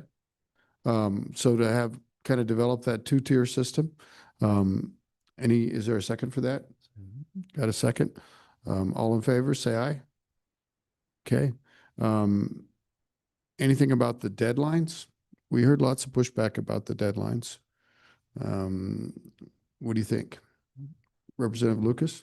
Thank you, Mr. Chairman. I think that we do need to consider, at least discuss altering those deadlines. I know that from a business standpoint, some of that it's very difficult. And our intent is not to bring agencies to their knees with public records requests. So I think that these proposed guidelines are maybe a little tough. We need to lighten up a little bit on that. So the guidelines that we have in the bill are 3 days and 10 days. Yes. So do you want to pick some days or do you want to go back to the old language? Representative Lucas? I think that 3 business days for acknowledgement is fair. Okay.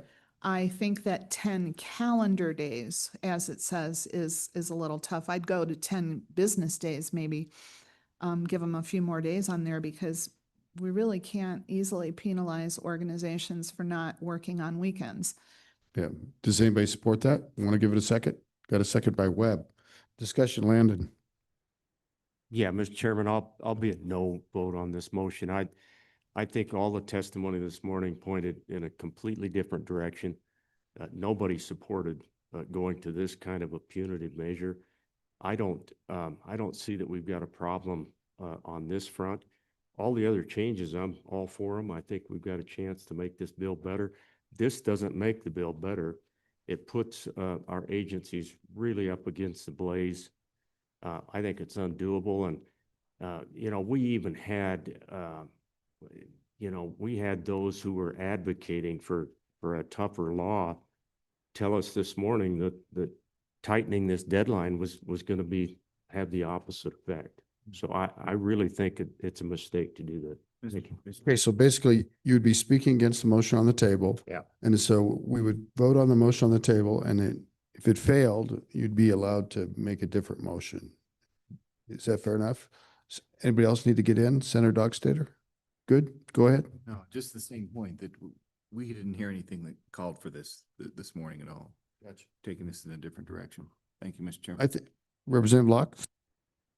Thank you, Mr. Chairman. And just a quick question, is these deadlines, since we're talking about the tier structure as an amendment or a motion that we moved, it would be interesting to have the committee at least discuss these timelines in the context of the tier structure as well. I'm just throwing that out as a thought for the committee as we go, that might be more appropriately rolled in with that concept, but Just thinking out loud, so. I think that's actually a good suggestion. I look to you, Representative Lucas. With the 3 days and the 10 days that are business days, as you now propose, I mean, that was applying to everybody, but it seems like the commercial tier could be like 30 days, couldn't it? Or something like that, or longer. It might take a long time for that. So would you like to modify your motion at all? Yes, Mr. Chairman, I would. I do like the idea very much of a tiered system between corporate and individual, and tying the residents in there, of course, too, I think is a great idea. So I would modify that. Do we have to have firm dates at this point, or is this something that the subcommittee would have latitude to explore? We could leave it more conceptual and say that your proposal for 3 and 10 would apply to residential, good government kind of deals, and we leave it open to staff to come up with a timeline on the other tier. That's a possibility. If that's friendly to everything, we could do that. And I don't know if that buys you guys in, but that's a proposal. So I would call for the question. All in favor of that signify by saying aye. Opposed, no. Got this hard 3 right here. I think it did carry though. There's wiggle room in this. Representative Johnson. Thank you, Mr. Chairman. I would also motion that we include working contracts cannot be redacted, or previous contracts that are expired that work through. The only contracts that can be redacted from any agency would be a contract that is currently under working knowledge of the agency and the individual or corporation or whatever. Would your motion be that a contract that's in place would be a public record, but a contract that's being negotiated would not be? Is that the better way of saying it? Possibly. Yes. And even a contract that is expired, that has run its course, we could look back 4 or 5. That would be a 6 years. public record. Okay, all right. Yeah, all right. So we got a second by Lucas. Josh, help me. What that would mean is you'd have to bring in what is a public record into the bill and be part of the list. Yeah, and Mr. Chairman, I think those are being redacted due to some of the exclusions from the public records, that they shall not include things like trade secrets and things like that. Mr. Chairman, that's an explicit current exception in our statutes, and so my guess is that's why those are being redacted currently, and so we would need to likely revise those exceptions, Mr. Chair. Thinking out loud, Mr. Anderson, is that the way these contracts work? Is that these vendors put trade secrets in the contracts? Would that be? I mean, you would redo a contract without trade secrets. I think. Help me with the practicality of this. So, Mr. Chairman, again, I'm not sure. That's my assumption, is that that's why this is being redacted currently, is because it includes things like there's a certain number of exceptions for, there's building plans, I think. Let's see. Possibly building plans is a Homeland Security consideration. I mean, you got to think broadly on this stuff. There's an exception for trade secrets, confidential, commercial, financial, geological data. So to the extent that is included in these contracts, that's my guess, Mr. Chairman, is why these are being redacted. Fair enough. Representative Lucas. Thank you, Mr. Chairman. I also share with my colleagues' experience in that situation with that agency, and I've seen several contracts that were done deals that redacted the names of the board of directors, which was available on their website, on the organization's website. So it's not all just trade secrets that are being redacted. I think that sometimes it's just perhaps a dislike for just get happy with redacting, maybe, I don't know. Have a heavy pen on that Yeah. black line. But we certainly could have it written into it, and it'll generate lots of activity. So we could, I think we understand what we're saying. I think we're ready for the question. All those in favor of the motion by Johnson about contracts, signify by saying aye. Opposed? Same three over here. You guys are a block.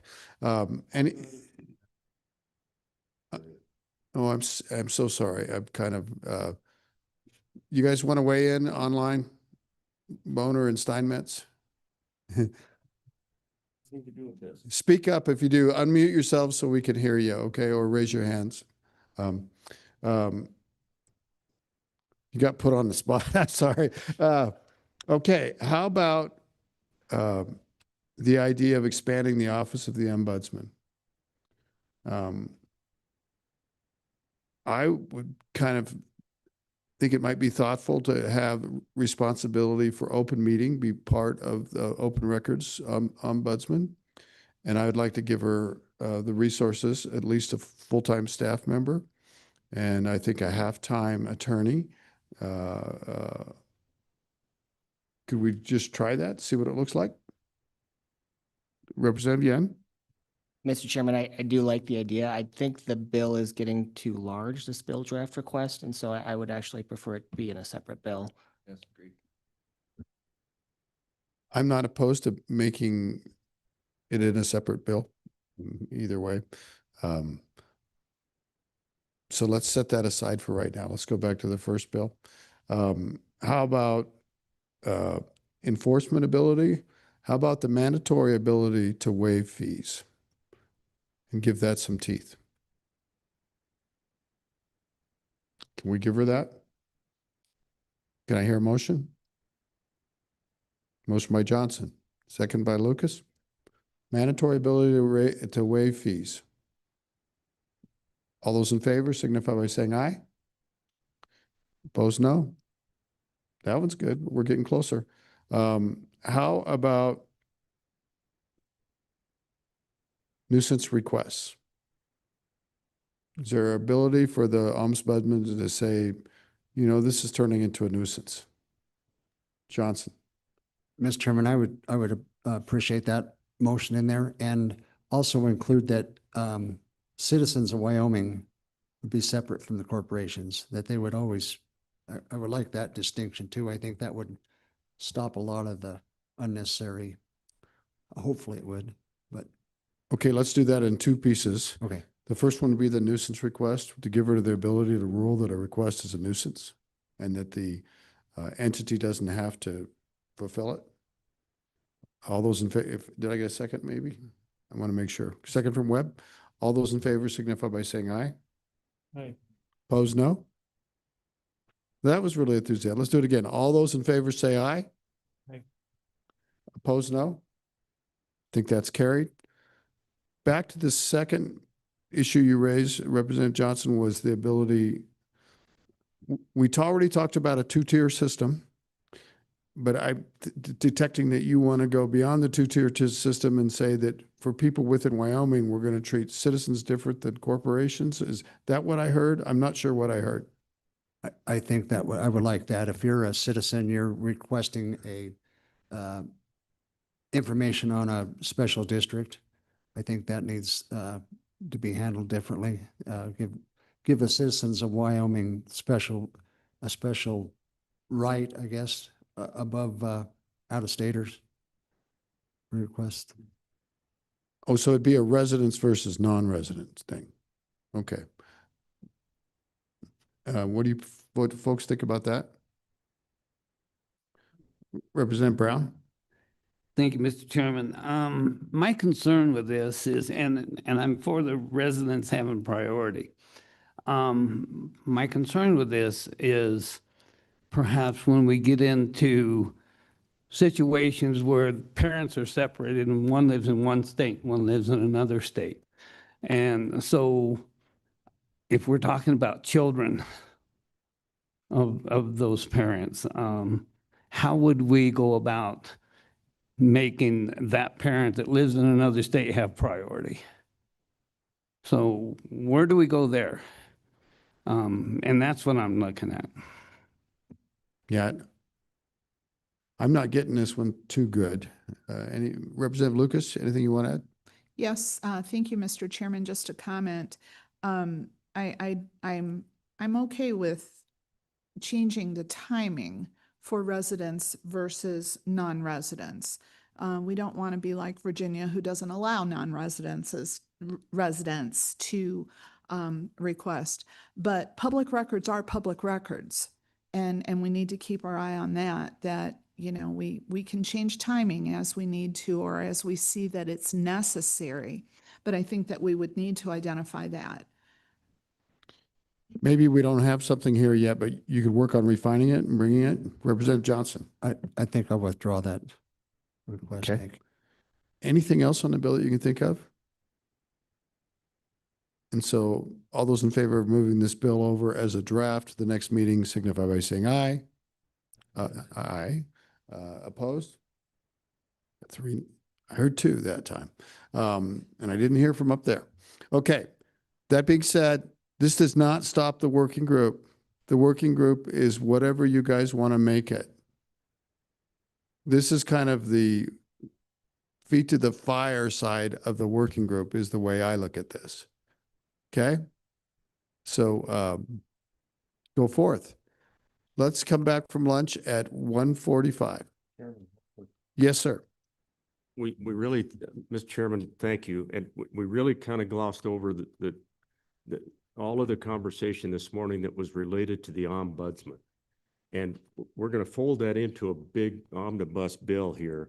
But my concern is that that sometimes isn't a good way to go. If we chose to break out the ombudsman piece, we Go could ahead. then bring in a couple of other considerations Go ahead. when we get to the opportunity to look at a separate bill. And that would be the suggestion that the position be moved and set in a different place in state government. There has been a suggestion that it rests underneath 3 of the elected people. I think the suggestion to keep it away from answering to an elected position, it is a good consideration for us. So along with an open meetings deputy director, a halftime attorney, we could bring in the authority piece. We could talk about, you know, where does this position reside in our state government? So my thought. You want to put a placeholder in there? I just thought that might be a good consideration for us to split these bills and take a look at the ombudsman bill, you know, maybe on its own, but that's up to the chairman. No. I think it's a decent suggestion. I think Yeah, there's traction here. Chairman, Yep. what about just peeling it out right now into a separate bill? Yeah, we can do that. We can ask for a bill draft for the next meeting. And I think what I heard was go over your points again and we'll see if we get a second. Just to go over again, that this bill would include provisions on the authority piece, the open meetings deputy director piece or staff member, as it was suggested by the chairman, a halftime attorney. We could talk about where that position is going to rest in state government and not answer to the governor, for example. You know, the ombudsman should not be hired by one person. We could incorporate that language. So I would suggest that be a standalone bill. That's where we could bring in the appropriation, which would allow us to, you know, to pay for what we're talking about here. So that would be my motion, is to separate that out. Can we do a division on it? You guys just go down the list at one time. So how many people would choose a bill that would have the open meetings aspect be part of the responsibilities of the ombudsman? So it'd be public records and open meetings. So is that acceptable? All in favor of that concept as the first division? Okay. Second division would be the staff. We would add a full-time staff that could call it a deputy director or deputy ombudsman. That's fine. And a halftime attorney. Was that just as a placeholder? Yeah. Is that acceptable? All in favor of that concept? All in favor? Okay. The next one is, where would it be located? Are we going to move it from the governor's office to somewhere else? And I see a branch in the road here in terms of hiring by three, I'm not, personally, that's not grabbing me that. I kind of like the idea that we put it under the governor so that the governor would have, it'd be the governor's fault if this didn't get done, but let's hear what you have to say about that. I think Senator Landon's idea is to move it under potentially the three or in a different place. Representative Webb. Could be a placeholder too. John. Yeah, that's what, if we can just use it as a placeholder. I lost my thought when we went back to Senator Landon there. Go ahead and go on and I'll think of it here in a second. Okay, he does that to people. I know how that goes. I mean, I guess the choice is it could be in a different agency. It could be an A&I. It could be an audit potentially. It could be, I don't think the AG is a good choice. I think I agree that we've kind of made this a non-attorney opinion, position. And if we put it in the AG, people are going to think it's an attorney. Did you pick up your thought? Yep. Thank you, Mr. Chairman. I'm just wondering if that could be a part of this working group to study different options and bring that back to a second meeting. It's a possibility. We could throw a placeholder in here and then the working group comes something different. Mr. Co-Chairman. Yes, Mr. Chairman, I would agree with that, only because I think there will be some expenditures that come down, including from ETS, that help support this position. Okay. Chairman. Go ahead, Representative Lamb. Just real quick, Mr. Chairman, another suggestion that was made this morning is that this position, be appointed for a 6-year period of time, for example. That's the kind of policy discussion that would fall underneath if we move this position and who's going to hire it and who, how many years should it be hired for. I think that could all be a placeholder in this bill and it could either be extracted or embellished. I just wanted to help everybody remember that it was suggested at maybe a 6-year term, for example. Let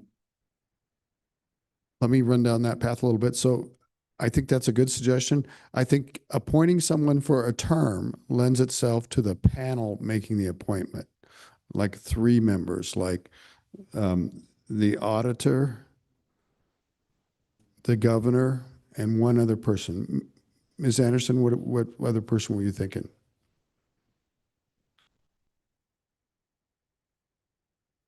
Secretary of State. Okay.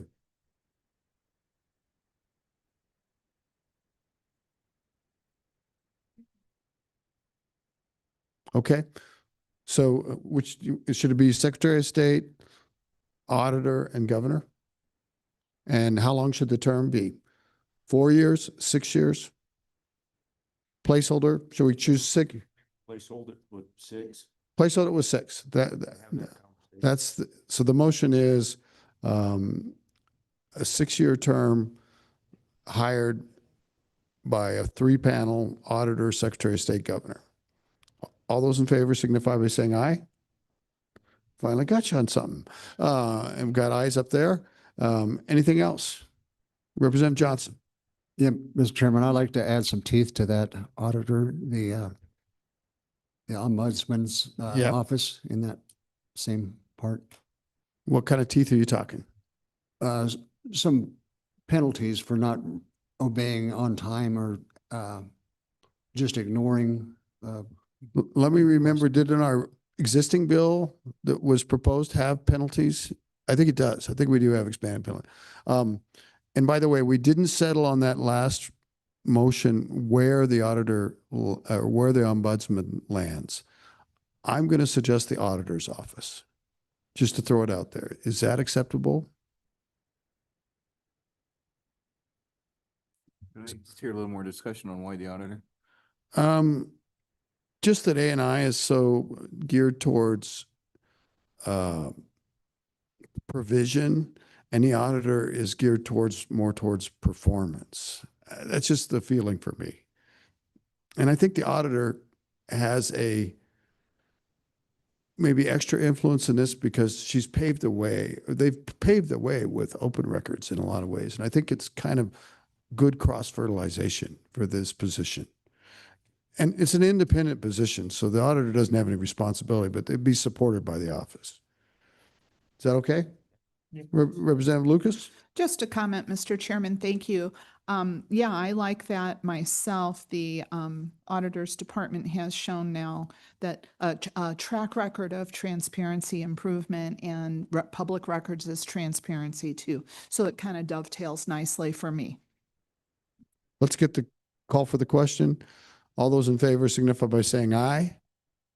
Any opposed? All right. Come back from lunch at 1:45 and have lunch in a snowstorm in Lander, Wyoming.